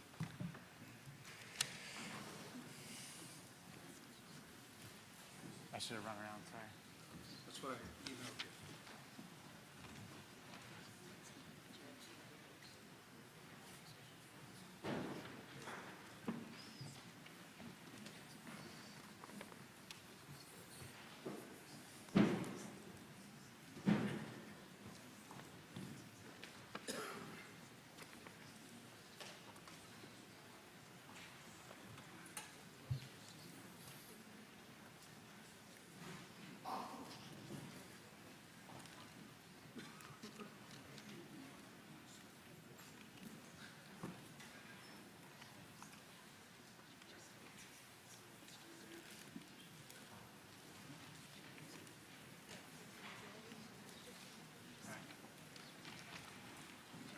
Yep.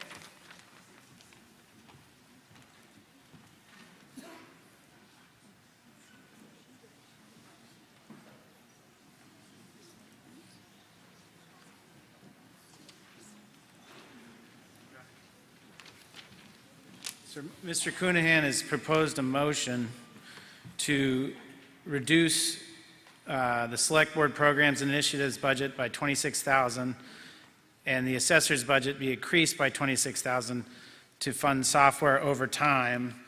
It's been noted that this doesn't actually give direction to require that the town manager or select board does this. Do we have a second? So we have a motion and a second. Would you like to explain? Yes. So I'm requesting these allocated funds be transferred to fund the assessor's office for the purchase of the necessary software for the implementation of a residential exemption. This is about $6,000. The necessary overtime to process resident applications, $15,000, and postage and supplies estimated $5,000. These are the town assessor's estimates. And for those of you that were here last year, my article, my citizen's petition, was deemed unexecutable at the end of the meeting, and I was told that I would have to modify the budget in order to get those funds made available. So I spoke with Mark Reel and Kevin Galligan back in January, and they recommended that I do it by making a budget amendment. The residential exemption has been enacted or is being considered by almost all of our neighboring towns. The residential exemption is a key tool that the select boards in these communities are using to protect permanent residents from becoming overly burdened by housing costs. Housing cost burden is defined as spending over 30% of one's income on housing. Per the Cape Cod Commission, 34% of permanent resident homeowners in Orleans are housing cost burdened. Look to your left, look to your right. One of the three of you is likely housing cost burdened. What effect does the residential exemption have? Over 90% of you in this room would see your property taxes go down if and only if the select board enacts it. It is true. I don't control the execution of the budget. I'm just trying to make the funds available so the select board can enact it. Only those homeowners living in houses assessed for over $2.8 million would see a moderate increase in their taxes. How many of you live in neighborhoods that empty out in the fall? Around half of Orleans' residential properties are owned by second homeowners or investors, and they are empty over 3/4 of the year. While we fret about a lack of workforce housing, we continue to make Orleans a low-cost destination for investors, many of whom already take advantage of reduced state or property taxes in their home communities. We need to reverse this trend and keep Orleans affordable for our permanent residents, our Tim, workforce. I'm going to narrow you to the budget change. The budget change. The budget is changing by 26,000, and you're going into a residential tax exemption. We're walking down a path over here. Okay. Tangent, as they say. Okay. I again want to emphasize that this transfer of funds only sets the stage. The decision to give permanent residents a tax exemption lies solely in the hands of the Select Board. Hopefully the results of a yes vote to this amendment and a yes vote on Article 34, which is at the end of this meeting, will encourage them to begin to use the residential tool to offset the cost of our current and impending capital projects with exemptions for full-time homeowners. Please vote yes on this amendment and take a look at and vote in favor of Article 34. Scott, do you want to talk to the amendment? Or would you want to wait for the amendment to be voted on and then speak to the article? Because it'll go back to that. Does anybody have any discussion to the amendment as proposed? Amendment requires a simple majority vote. The amendment, can I see the wording again? Sorry. Just to read it, for what you're voting on is to amend the budget by reducing the Select Board programs and initiatives by $26,000 and the assessor's budget to be increased by $26,000 to fund software, overtime, and postage. So all in favor of the amendment to Article 20 signify by saying aye. Aye. Opposed? No. It passes by the majority vote. I mean, yes. You guys don't believe me? Let's pull out our clickers. The noes really didn't believe me. So when the green light goes on, yes to the amendment is 1, no to the amendment is 2.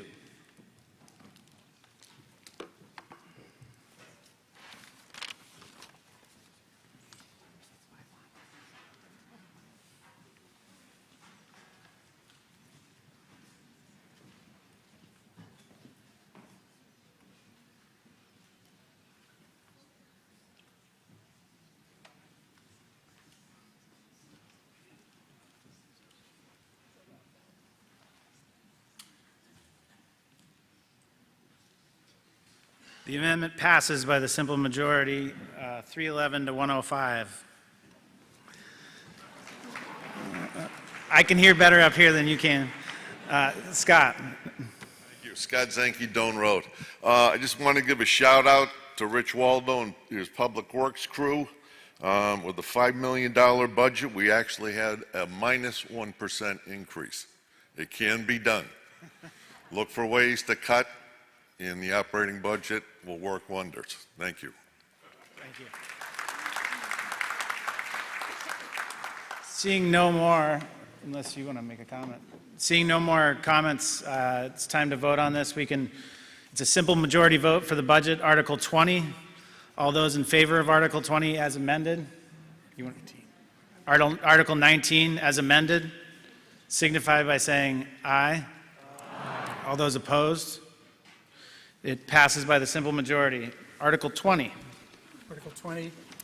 I move this article be accepted and adopted and that the town meeting adopt the Select Board's proposed fiscal year 2027 Beaches Enterprise Fund budget as printed in the warrant and as funding thereto to 1, raise and appropriate from Beaches Enterprise revenues the sum of $2,387,020, and 2, transfer from the Beaches Enterprise Fund undesignated fund balance the sum of $751,959, and recognize that the indirect expenses of $500,424 will be raised and appropriated in the general fund operating budget, and funding for such will be a transfer from the Beaches Enterprise Fund.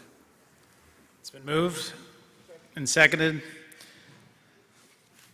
Explanation? Or? I don't know if you...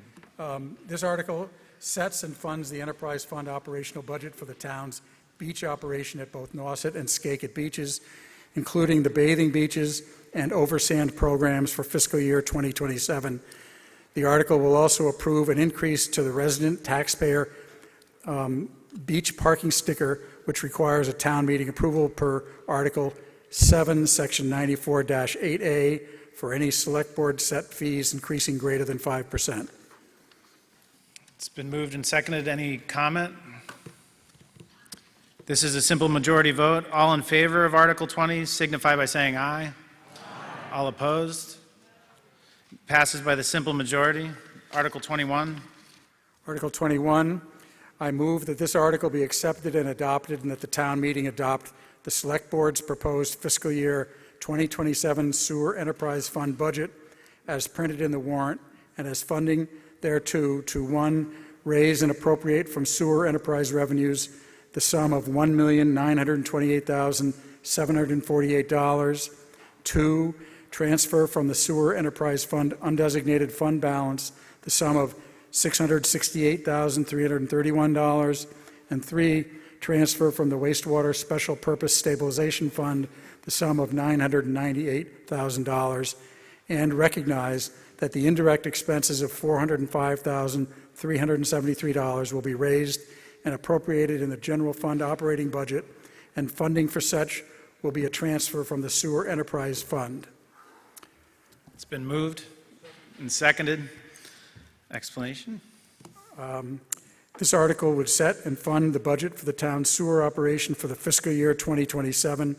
The Sewer Enterprise Fund provides transparency to the costs related to the operation, maintenance, and management services for the town's collection system, pumping stations, wastewater treatment facilities, and aquifer recharge.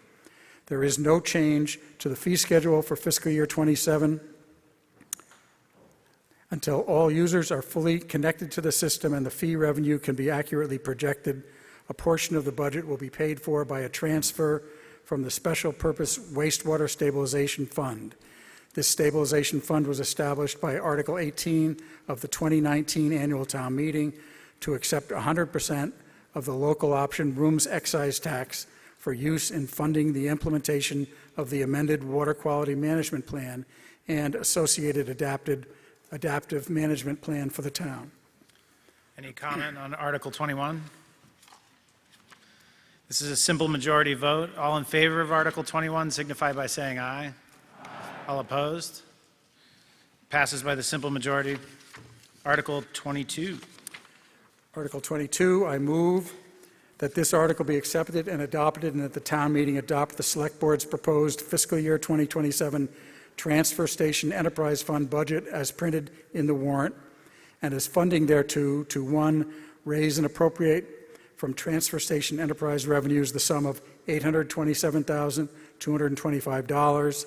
2, transfer from the Transfer Station Enterprise Fund undesignated fund balance the sum of $80,994. 3, raise and appropriate from the tax levy the sum of $540,407. And recognize that the indirect expenses of $279,000 will be raised and appropriated in the general fund operating budget, and funding for such will be a transfer from the Transfer Station Enterprise. It's been moved and seconded. This article would set and fund the Transfer Station Enterprise Fund operational budget for the town's transfer station operation for fiscal year 2027. The current fee structure for fiscal year 27 can be found in this warrant book. A total of $540,407 is needed from the tax levy to subsidize the transfer station operation under this fee structure. It's been moved and seconded. Any comment? All in favor of Article 22, signify by saying aye. Aye. All opposed? Passes by the simple majority. You going to bed? Sorry, my kid's bedtime. Article 23. Article 23, I move that this article be accepted and adopted as printed in the warrant. It's been moved. And seconded. In accordance with Chapter 8-5-1 of the Charter, the town manager shall prepare a 5-year capital improvement plan and annual capital budget which are designed to deal with the unmet long-range needs of the town and to implement the goals and objectives of the Orleans Comprehensive Plan. The CIP includes land acquisitions, buildings and improvements, machinery and equipment, vehicles, and infrastructure, including roads, water mains, storm drainage, and other publicly owned utilities. The CIP includes proposed expenditures for all town activities and departments, the regional school, and regional, county, state, and federal grants that may be used to support and finance capital improvements, facilities, and equipment through grants, loans, or intermunicipal agreements. The adoption of this article does not appropriate any funds. Article 24 appropriates funds for the capital projects included in fiscal year 27 of the 5-year capital improvement plans. That's the next article. Any comments on Article 23? Yes, sir. Todd Sullivan, Tides End Lane. Longtime Orleans person, first year as a full-time resident. So thank you for having me. The question I have is, in this long-range capital plan, there are millions of dollars allocated specifically for vehicles. I'm sure the same applies to machinery and equipment. There does not seem to be any accounting for the resale, salvage, or secondary market value of those vehicles. Since they're all still in service, I imagine they've still got some residual value, and I'm wondering how the taxpayers see the recovery of the resale value of those vehicles when they're disposed of. And I'll spare you guys me asking the same question for Article 24, because it obviously applies to this year's budget as well. Thank you.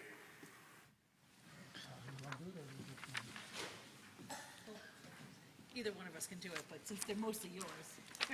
This is Rich Waldo, I'm Director of DPW. Mr. Moderator, through you to the previous question, any revenue that we receive from the sales of the vehicles after the fact, it goes into the free cash. It ends up getting closed out to free cash at the end of the day. One of the reasons that we tried to stick to a capital replacement plan, our vehicle replacement plan, is so that we do have some salvage value at the end of the vehicle's life, so we can get the benefit of that resale value. So we sell our equipment through auction. We recently just had an auction. I think we sold 10 pieces of equipment. We raised, I don't know, around $45,000 in revenue that went into the general fund. That general fund, when they do the closeout at the end of the year, it closes out to free cash, which I believe some of these articles are funded from free cash this year. So it actually helps fund some of these articles in future years. Thanks, Rich. Any other comments? Article 23 is a simple majority vote. All in favor of Article 23 signify by saying aye. Aye. All opposed? It passes by the simple majority. Article 24 is the capital budget. Are you going to explain it, or you want me to? So last year there was some breakdown on the capital budget, and some of the capital budget items require a larger percentage vote than others. So this is Article 24 has 6 motions in it. Each motion does each line item, so we don't get stuck with people being against one smaller line item and taking down the whole capital budget. So it was an attempt to solve last year's town meeting's issue. Article 24, Motion 1. And Mr. Moderator, if I could use the voice that you allow us to have at town meeting, I have a request of town meeting for a very special person. This is her last public appearance as an elected officer of this town. We at the Select Board are going to miss her, and I really, really want to recognize Andrea Shaw Reed for her years of service.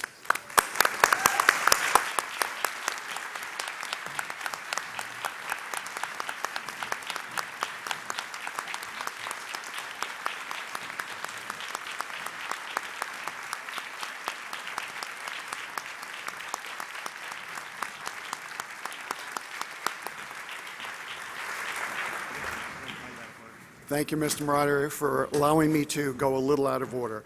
So, Article 24-1, Fund Fiscal Year 27 Capital Budget. This is Motion 24-1. I move that the town vote to transfer $740,700 from free cash and to raise and appropriate $611,900 for the purpose of funding capital improvement projects A through H. 24-1 has been moved and seconded.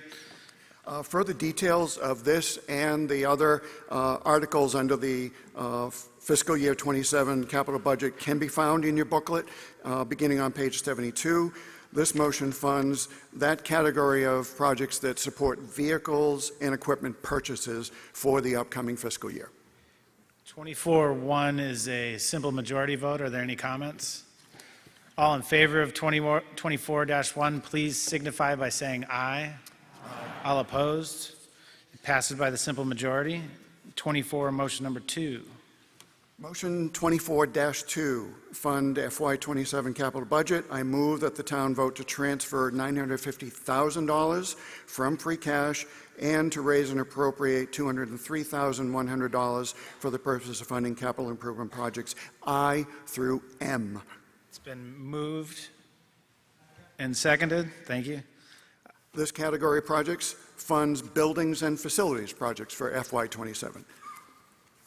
Motion 24-2 is also a simple majority vote. Are there any comments? All in favor of Article 24, motion number 2, signify by saying aye. All opposed? Passes by the simple majority. Motion 24-3. I move that the town vote to transfer $115,000 from the Water Special Revenue Fund for the purpose of funding capital improvement project N. Motion 24-3 has been moved and seconded. This motion funds the water storage tank rehabilitation project for FY27. Motion, Article 24, motion 3 is also a simple majority vote. Are there any comments? All in favor of Article 24, motion 3, signify by saying aye. Aye. All opposed? Article 24, motion 3 passes by the simple majority. Article 24, motion number 4. Motion 24-4, I move that the town vote to transfer $477,000 from the Beaches Enterprise Fund retained earnings for the purpose of funding capital improvements projects O through Q, and to transfer $60,000 from the Transfer Station Enterprise Fund retained earnings for the purpose of funding capital improvement project R. This has been moved and seconded. Explanation, this motion funds the Enterprise Fund projects for FY27. Article 24, motion number 4 is also a simple majority. Does anyone have any comments? All in favor of Article 24, motion 4, signify by saying aye. Aye. All opposed? It passes by the simple majority. Article 24, motion number 5. Motion 24-5, I move that the town vote to transfer $480,000 from the Ambulance Reserve Fund for the purpose of funding capital improvement project S. Article 24-5 has been moved and seconded. This motion funds the replacement of ambulance number 174. Article 24, motion 5 is also a simple majority vote. Are there any comments? Seeing none, all in favor of Article 24, motion number 5, signify by saying aye. Aye. All opposed? Article 24, motion 5 passes by the simple majority vote. Article 24, motion number 6. Motion 24-6, I move the town vote to transfer $130,000 from free cash for the purpose of funding capital improvement projects T and U, and to transfer $80,000 from the Water Special Revenue Fund for the purpose of funding capital improvement projects V and W. Article 24, motion 6 has been moved and seconded. This motion funds projects that were not on the capital improvement plan and require a three-quarter vote per the town charter. On page 75, you can see the project descriptions. Thank you for that explanation. The three-quarters vote, this would have actually made all those other motions a three-quarters vote. That's why they're divided out, in case there's any more questions. Any discussion on Article 24, motion number 6? All in favor of Article 24, motion number 6, signify by saying aye. Aye. All opposed? It passes by the three-quarters vote required. Article 25. Mr. Moderator, Article 25, before I read it to the voters, there is just a very slight revised motion you'll see, and it's 3 lines up, 4 lines up, actually from the bottom of the motion. So where it currently reads in your booklet, the words say Board of Public Works. We have none of those in Orleans. I will change the reading to say Board of Water and Sewer Commissioners. That's what we have.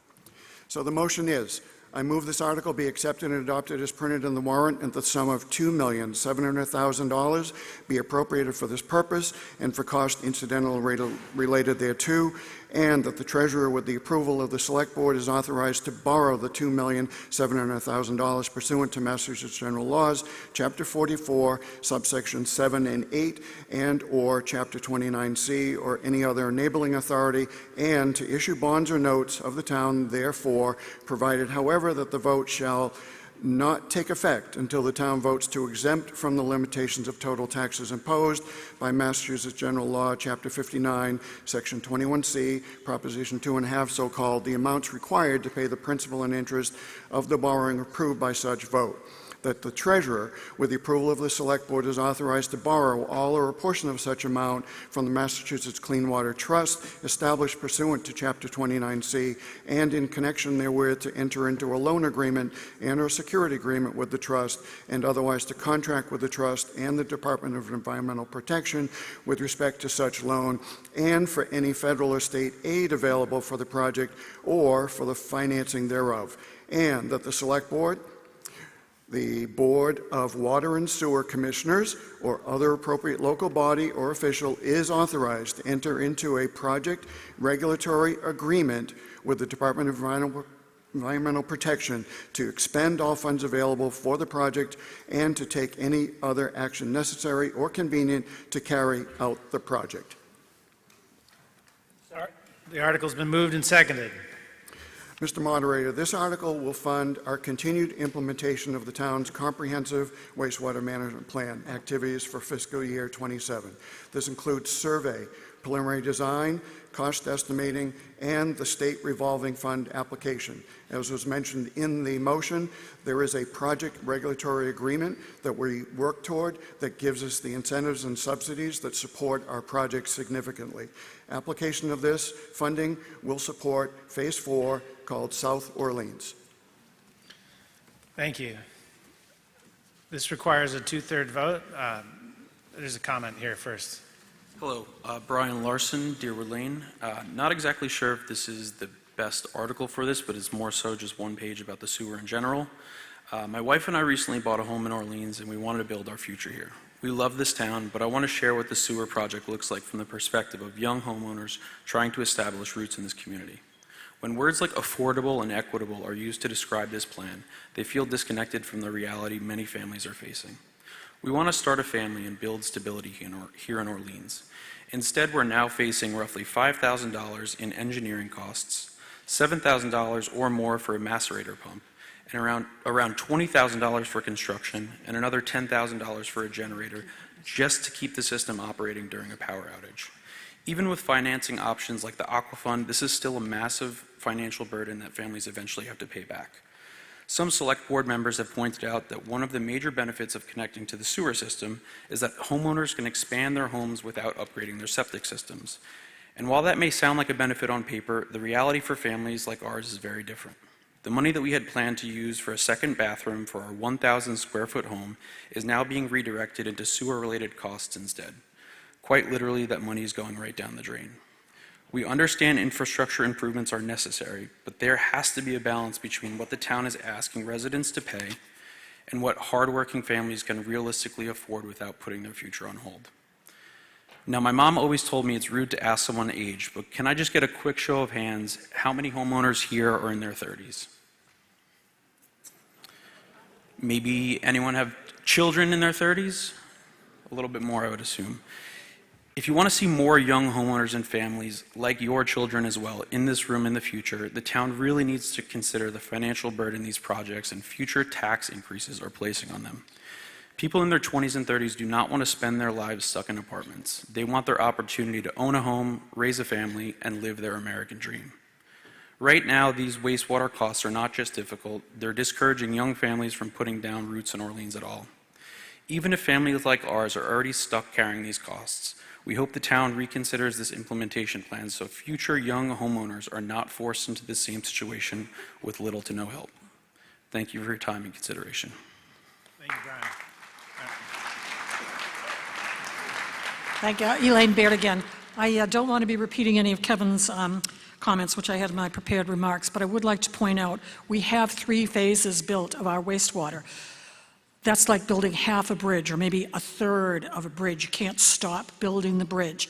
Phase 4 is the next section of the bridge that needs to be built to continue what the state is requiring of us. And the other thing I want to point out, as we're discussing fire and water, this town is nothing without clean water. So you have to ask big picture. Our fire department, our schools, anything we have is dependent on clean water. Is it costing us a small fortune? As I said before, $500 million. What we do have to think about are what are the next steps after these massive sewer infrastructure projects, especially as we're going into a drought. Are there other ways that we can thinking about that? That's down the line in the future. But for today, we have to keep funding this phase. That's my 2 bits. Thank you, Elaine. Ginny. Thank you, Mr. Moderator. My name is Ginny Farber, and I live in East Orleans. I'm here tonight to support the Article 25 as chair of the Board of Water and Sewer Commissioners. At our meeting on April 15th, the Commission reviewed Article 25 and voted to recommend and support this Article 600 unanimously. I would also like to speak on a personal basis for a moment and to provide some context for this. Beyond chairing the Board of Water and Sewer Commissioners, I also sit on the Wastewater Management Advisory Committee and the Conservation Commission. I attend the weekly sewer construction meetings. I have actually facilitated the betterment abatement hearings for Phase 1, and I am involved now in the research on what the betterments will look like for Phases 3 and going forward. I am very, very sympathetic to our first speaker's problems. The implementation in many cases is not inexpensive, but I want you to know that that I'm deeply involved right from the long-term planning and environmental insight to the actual boots on the ground. I can tell you from that vantage point that Article 25 is not just a technical necessity. It is a critical financial strategy.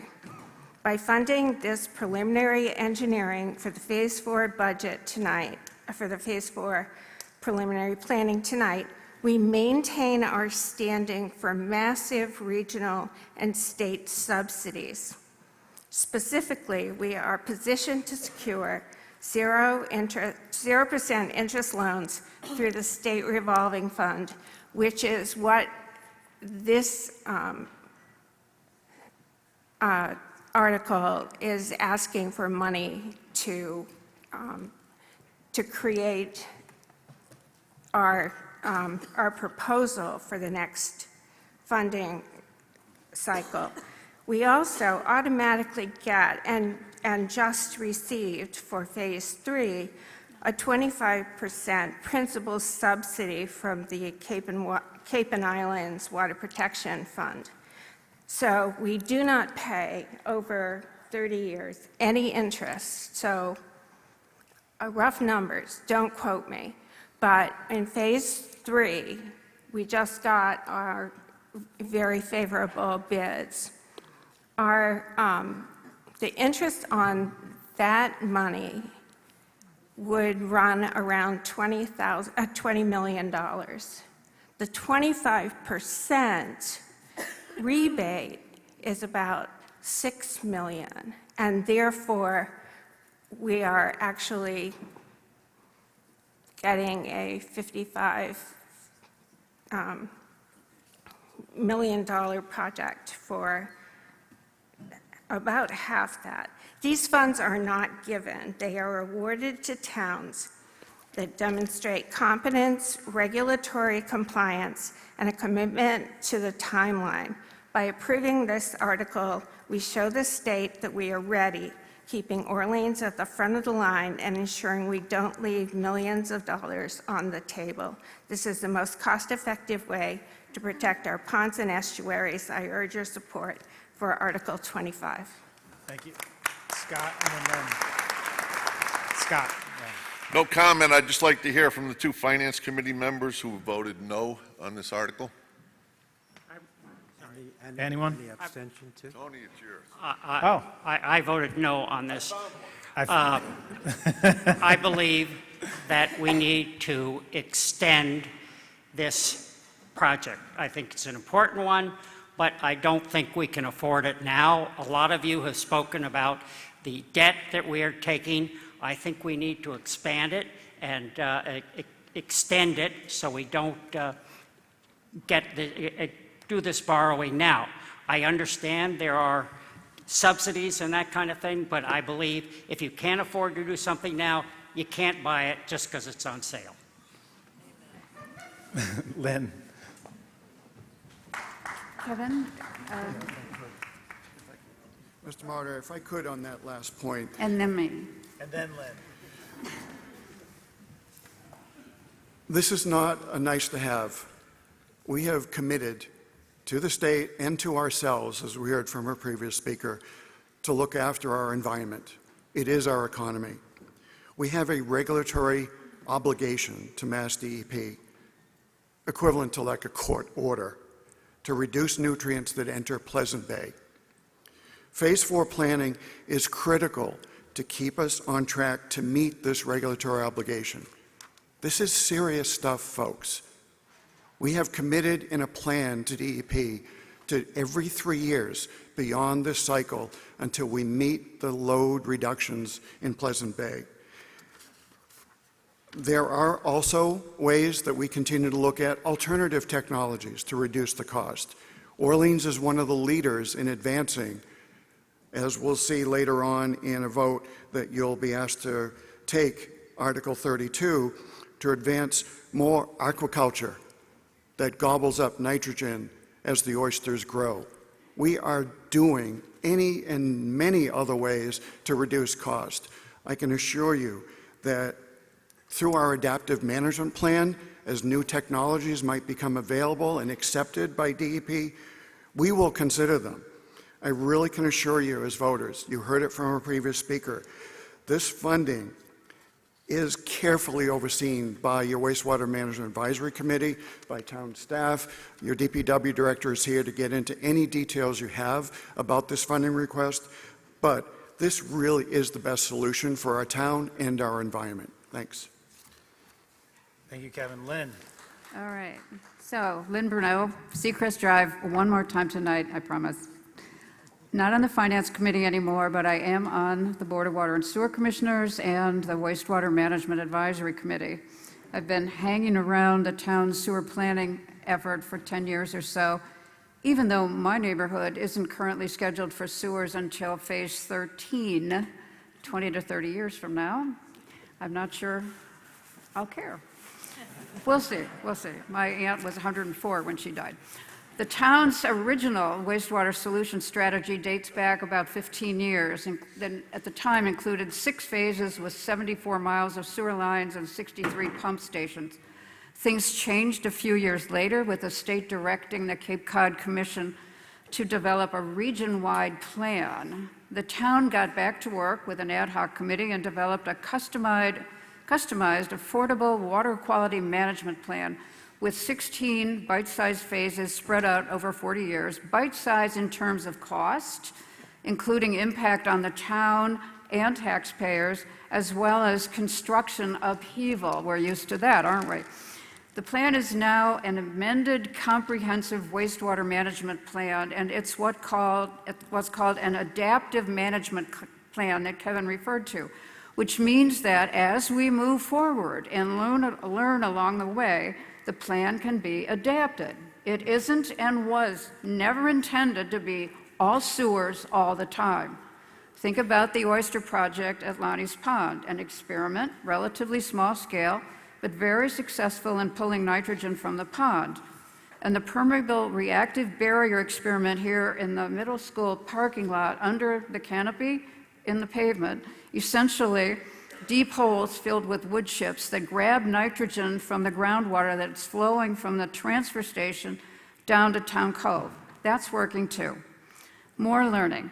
A recent study in Chatham has confirmed that marsh areas can be effective in removing the natural removal of nitrogen, and that's called attenuation.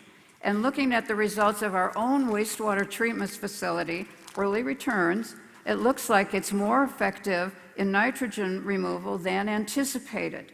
Another one, Falmouth is funding a study of urine diversion technology. 25 properties at a cost of about $500,000. It's taken quite a while to get volunteers, but in all cases, leveraging the learning, share the results of other studies. No need to spend the money here on the same exact studies, but be ready to adapt. Meanwhile, we need to keep moving. We've got phase 4 teed up, as noted by Kevin, by Ginny. The driver for our wastewater work is always the state revolving fund, their schedule. If we don't meet their project timelines, their deadlines all along the way, we risk losing our place in line, losing access to the 0% interest financing during and after construction, as well as the 25% cost reduction from the Cape and Islands funding based on the state revolving fund process. If we miss the bus on this, the cost will be on us. And we'll also run the risk of being out of compliance, as Kevin mentioned, with our water quality commitments, regulatory commitments. So please join me in voting yes on Article 25 to fund the preliminary design and planning for Phase 4 sewer study area. Thank you very much. Thank you. Ma'am. Good evening. My name is Susan J. Moran. I live at 7 Boulder Lane in South Orleans. 7 Boulder is my third residence in Orleans, having lived at 21 Hayward Lane and 8 Carriage Place, both of those in East Orleans. I have voted for and supported every section of sewering in town, Meeting House Pond and such, so I hope this community doesn't cut South Orleans off. And I'm going to just share some information provided by the Orleans Pond Coalition. In terms of the funding for this Phase 4 sewering will provide critical information required for favorable funding. When done, Phase 4 will protect the ponds in South Orleans and add protection to Little and Big Pleasant Bay. We have to apply for this funding now. It includes 0% interest and grants offsetting 25% of the construction costs. Favorable funding for Phase 1 sewering saved Orleans over $35 million. Similar savings can be expected for Phase 4 only if we act now. Losing access to this funding will cost Orleans millions of dollars. We will not have access to 0% loans and will borrow at market rates, now about at 4.75%. We will not be eligible for grants offsetting construction costs. Completing Phase 4 sewering by 2031 is mandatory without favorable funding.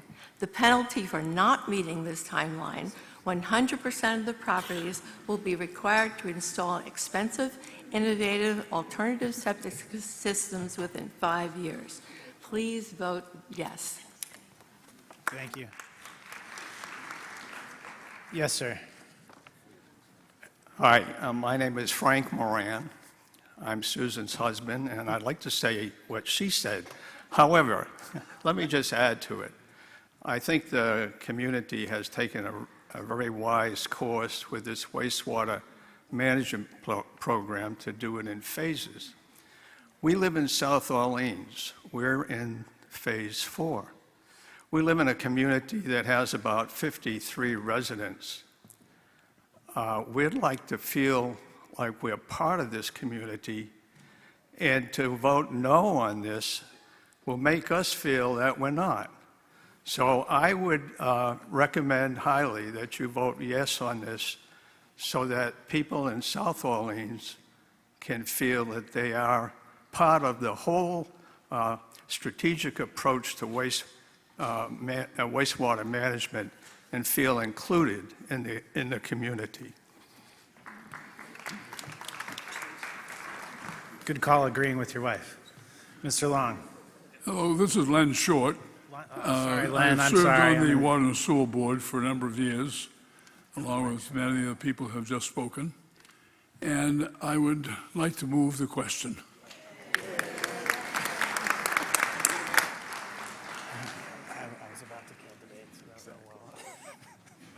All right. Just use the clickers. We're going to use the clickers twice in a row, because this is a 2/3 vote to move the question, and then we'll move on to the actual question. So all in favor of ending debate on Article 25 signify by pressing 1. If you're against ending debate, signify by pressing 2 when the green light is on.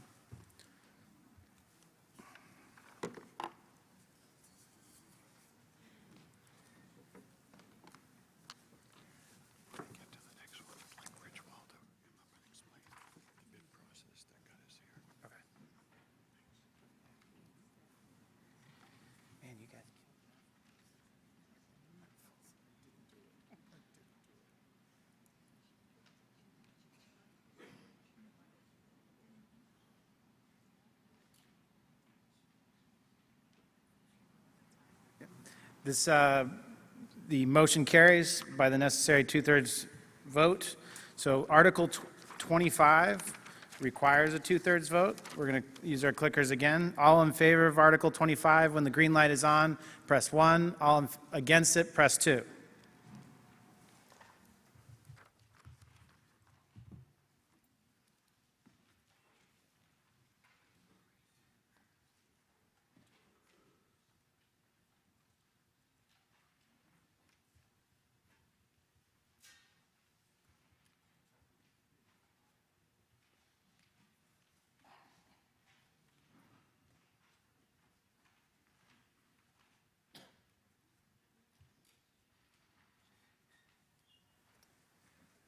The article passes with 344 for and 44 against. 48 against, I apologize. Article 26. Mr. Moderator, Article 26, fund additional costs for Phase 3 Lakes and Ponds Sewer Collection System construction. I move this article be indefinitely postponed. Sorry, go ahead. If I could, Mr. Moderator, I'd like our DPW superintendent to say a few words as to what has caused this to be indefinitely postponed. The article's been moved and seconded. Mr. Waldo. Thank you, Mr. Moderator. Through you to the town body. My name is Richard Waldo. I'm your Director of Public Works and Natural Resources. This article was placed on the warrant as a contingency article, as the bids for Phase 3 construction was going to be opened after the closing of the warrant itself. We opened up bids for Phase 3 construction on May 5th and got a very competitive bid, a significantly competitive bid from a local vendor that we worked with previously, and we're very happy with the results. Therefore, we don't need the additional funding that the town, additional funding in addition to the funds that were approved last year by town meeting. I will note, though, the bids were extremely competitive, and we feel that the town, we will be able to give the town back about $10 million in borrowing authorization. So we're happy with that.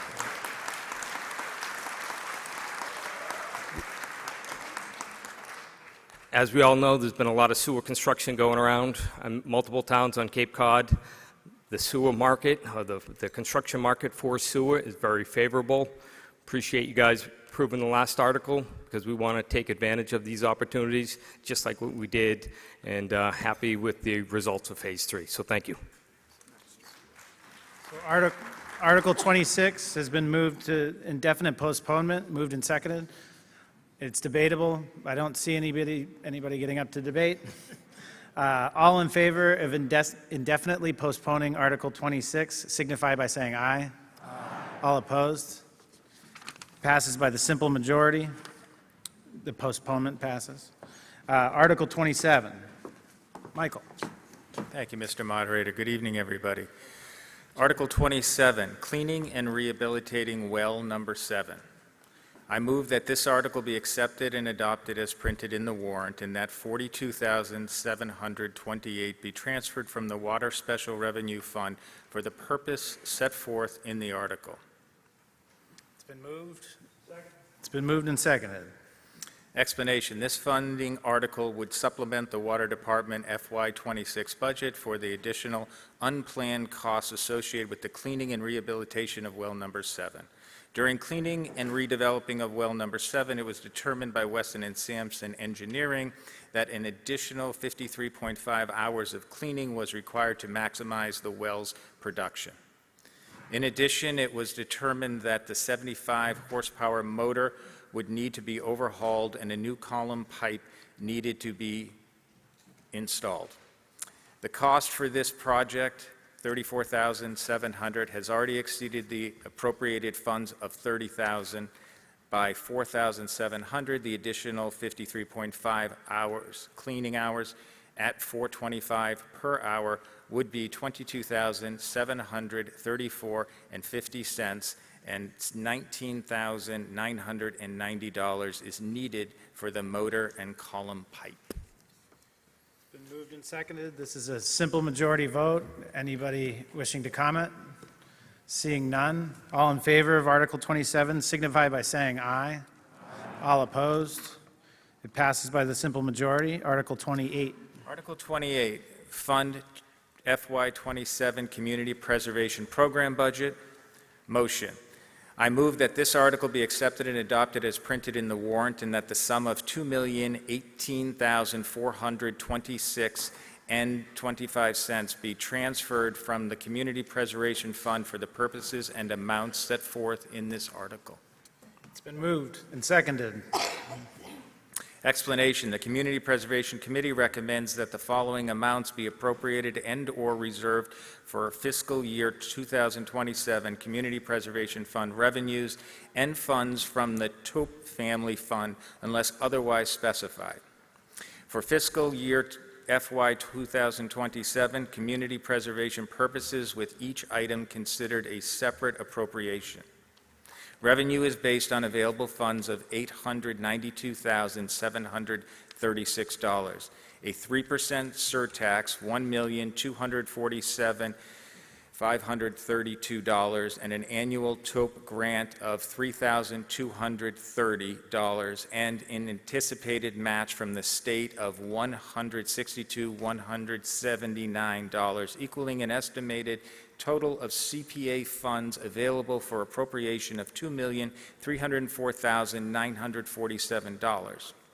The Community Preservation Act requires that at least 10% of community preservation funds for the fiscal year, $140,971, be expended or reserved for each historic preservation, open space recreation, and community housing. This article meets those requirements and funds important projects in each area. Community housing, $310,000. Open space recreation, $1,115,625. Historic preservation, $230,319. Debt service, $327,481.25. Administrative, $35,000. This article has been moved and seconded. Any comment, questions? It's a simple majority vote. All in favor of Article 28, please signify by saying aye. Aye. All opposed? It passes by the simple majority. Article 29. Article 29, 32 Locust Road Conservation Restriction. I move this article be accepted and adopted as printed in the warrant. It's been moved and seconded. Explanation. The Orleans Conservation Trust, OCT, is purchasing the land at 32 Locust Road, Orleans, for the purposes of passive recreation and protecting land, freshwater, shoreline, and wildlife habitat of Cedar Pond. OCT has secured a state grant of $260,000, is collecting donations for $150,271, and seeks $175,000 from the town's Community Preservation Act funds towards its purchase of the 3.78 acres. OCT will own the 3.78 acres subject to a conservation restriction held by the Town Conservation Commission and/or Select Board. This article is funded from available Community Preservation Act funds and will not require a bond or a borrow. Any comments on Article 29? Yes, sir. Scott. Last time, I'm sure you all had enough time to take a look at 32 Locust. They're asking for $175,000 to purchase wetlands. On the FEMA floodplain, that line comes right up to the back doors of every single house that's on Locust Street. That's why the DOT wants to, when they're starting to make plans to raise the rotary at Eastham. Route 6 is the abutting property to the north that runs the whole length of the pond. Obviously, the state sees the need to raise theirs, and this property is a lot lower than Route 6. Even the house that was originally part of this property that was subdivided a half acre out of is in the floodplain. So $175,000 towards floodplain wetlands. It will never be built on if we hold to our present wetland restrictions. If we're going to save some money, we can start right here. Thank you. Mr. Meservey. George Meservey, I'm the town planner. When the town was looking to purchase this property a year and a half ago and decided not to purchase it directly, we did an assessment of the property and determined there actually is a building space and building envelope that is above the flood zone, and that could be used for 1 or 2 single-family dwellings. So they are building lots that are being purchased. Thank you. Any further comment? Seeing, yes, ma'am. Barbara Hartford, 42 Locust Road. I'm in a butter of the property, and I think it's wonderful that the Conservation Trust is going to buy it. I was very nervous a year or so ago when the town was thinking about buying it, and then all of a sudden that fell through because I know it is developable land on the top by Locust Road. And just the thought of having, well, they could have 2 houses, but then there's always the zoning regulations that could be waived, and then it could be more.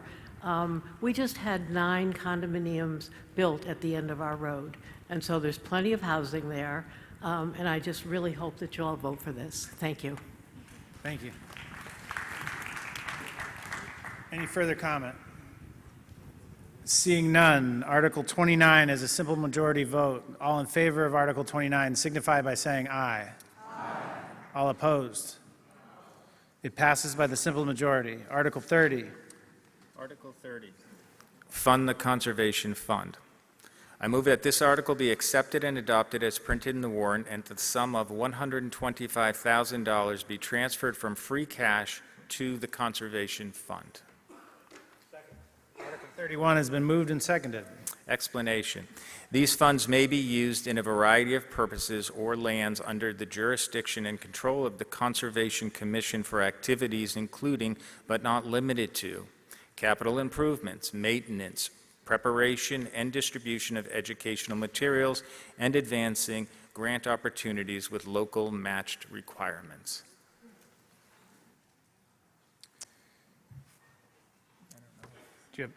Do you have a comment? Yeah, I do. Can I go? Come up to the microphone. Okay. You can pull it down. You don't have to stand on it. Hello, my name is Gabrielle Castro, and I live on Quonset Road in Orleans. I think this is a great article to vote yes on because it directly affects my education and will allow it to be preserved for when I am an adult and for my future children. So please vote yes to have the funds transferred to be used for the Conservation Fund. Thank you. Thank you.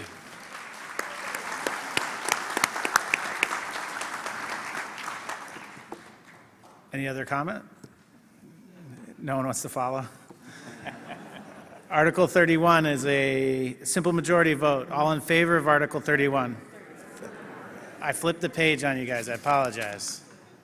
Article 30 is a simple majority vote. All in favor of Article 30, please signify by saying aye. All opposed? It passes by the simple majority. Article 31. Okay.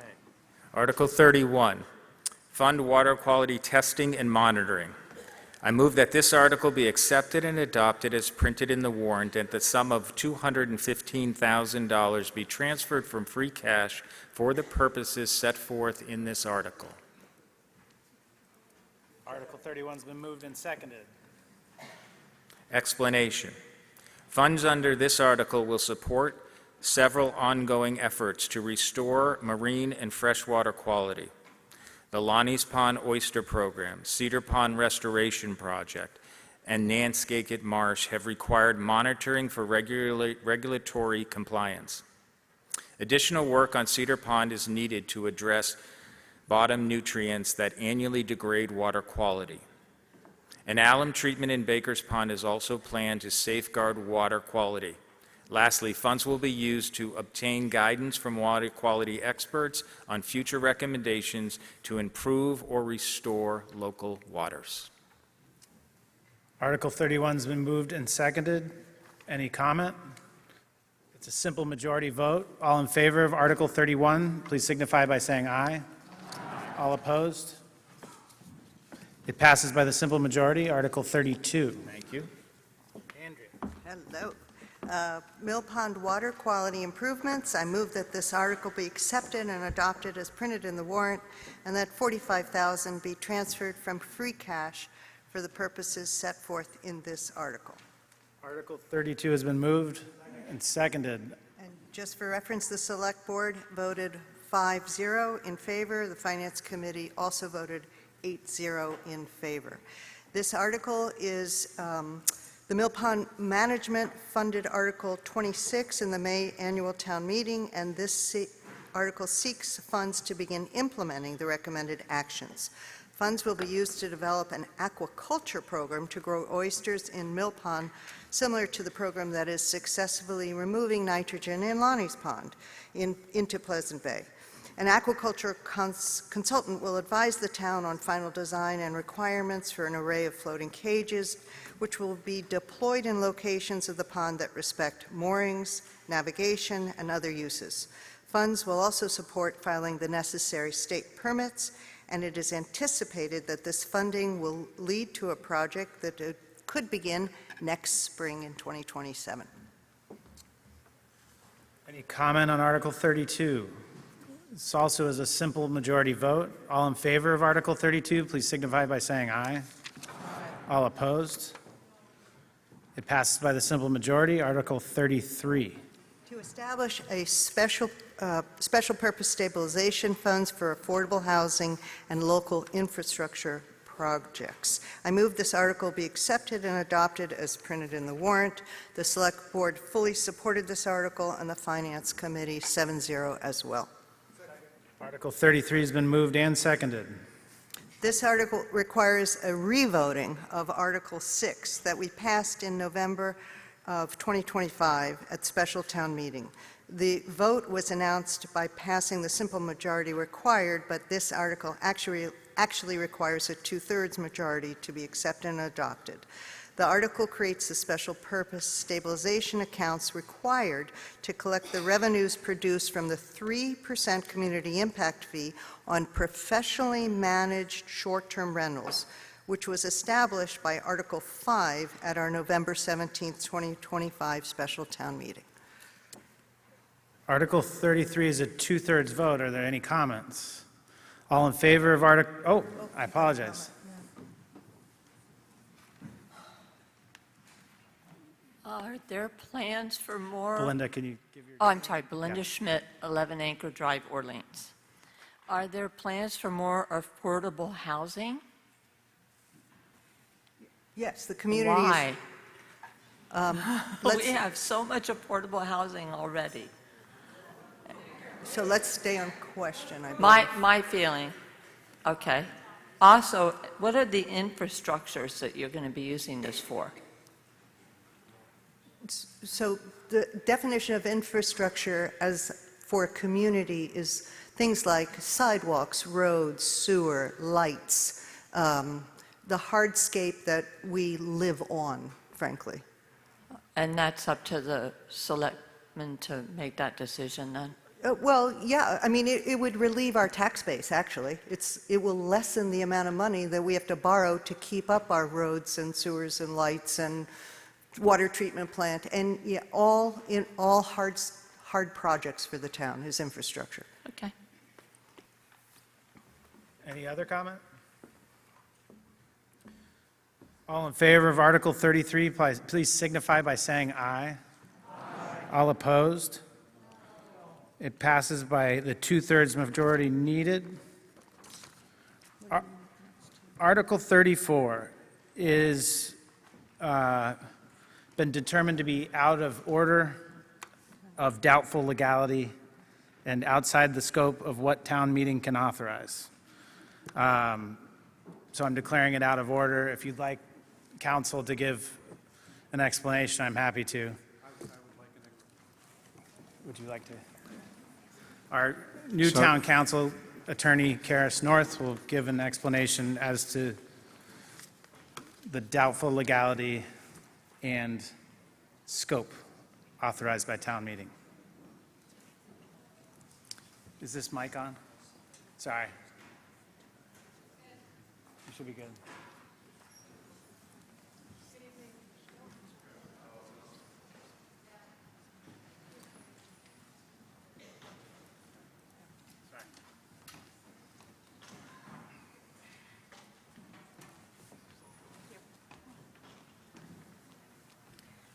Good evening, town meeting members. Through you, Mr. Moderator, Karis North, Town Council. It's nice to see you all here tonight, and happy to be at my first Orleans town meeting.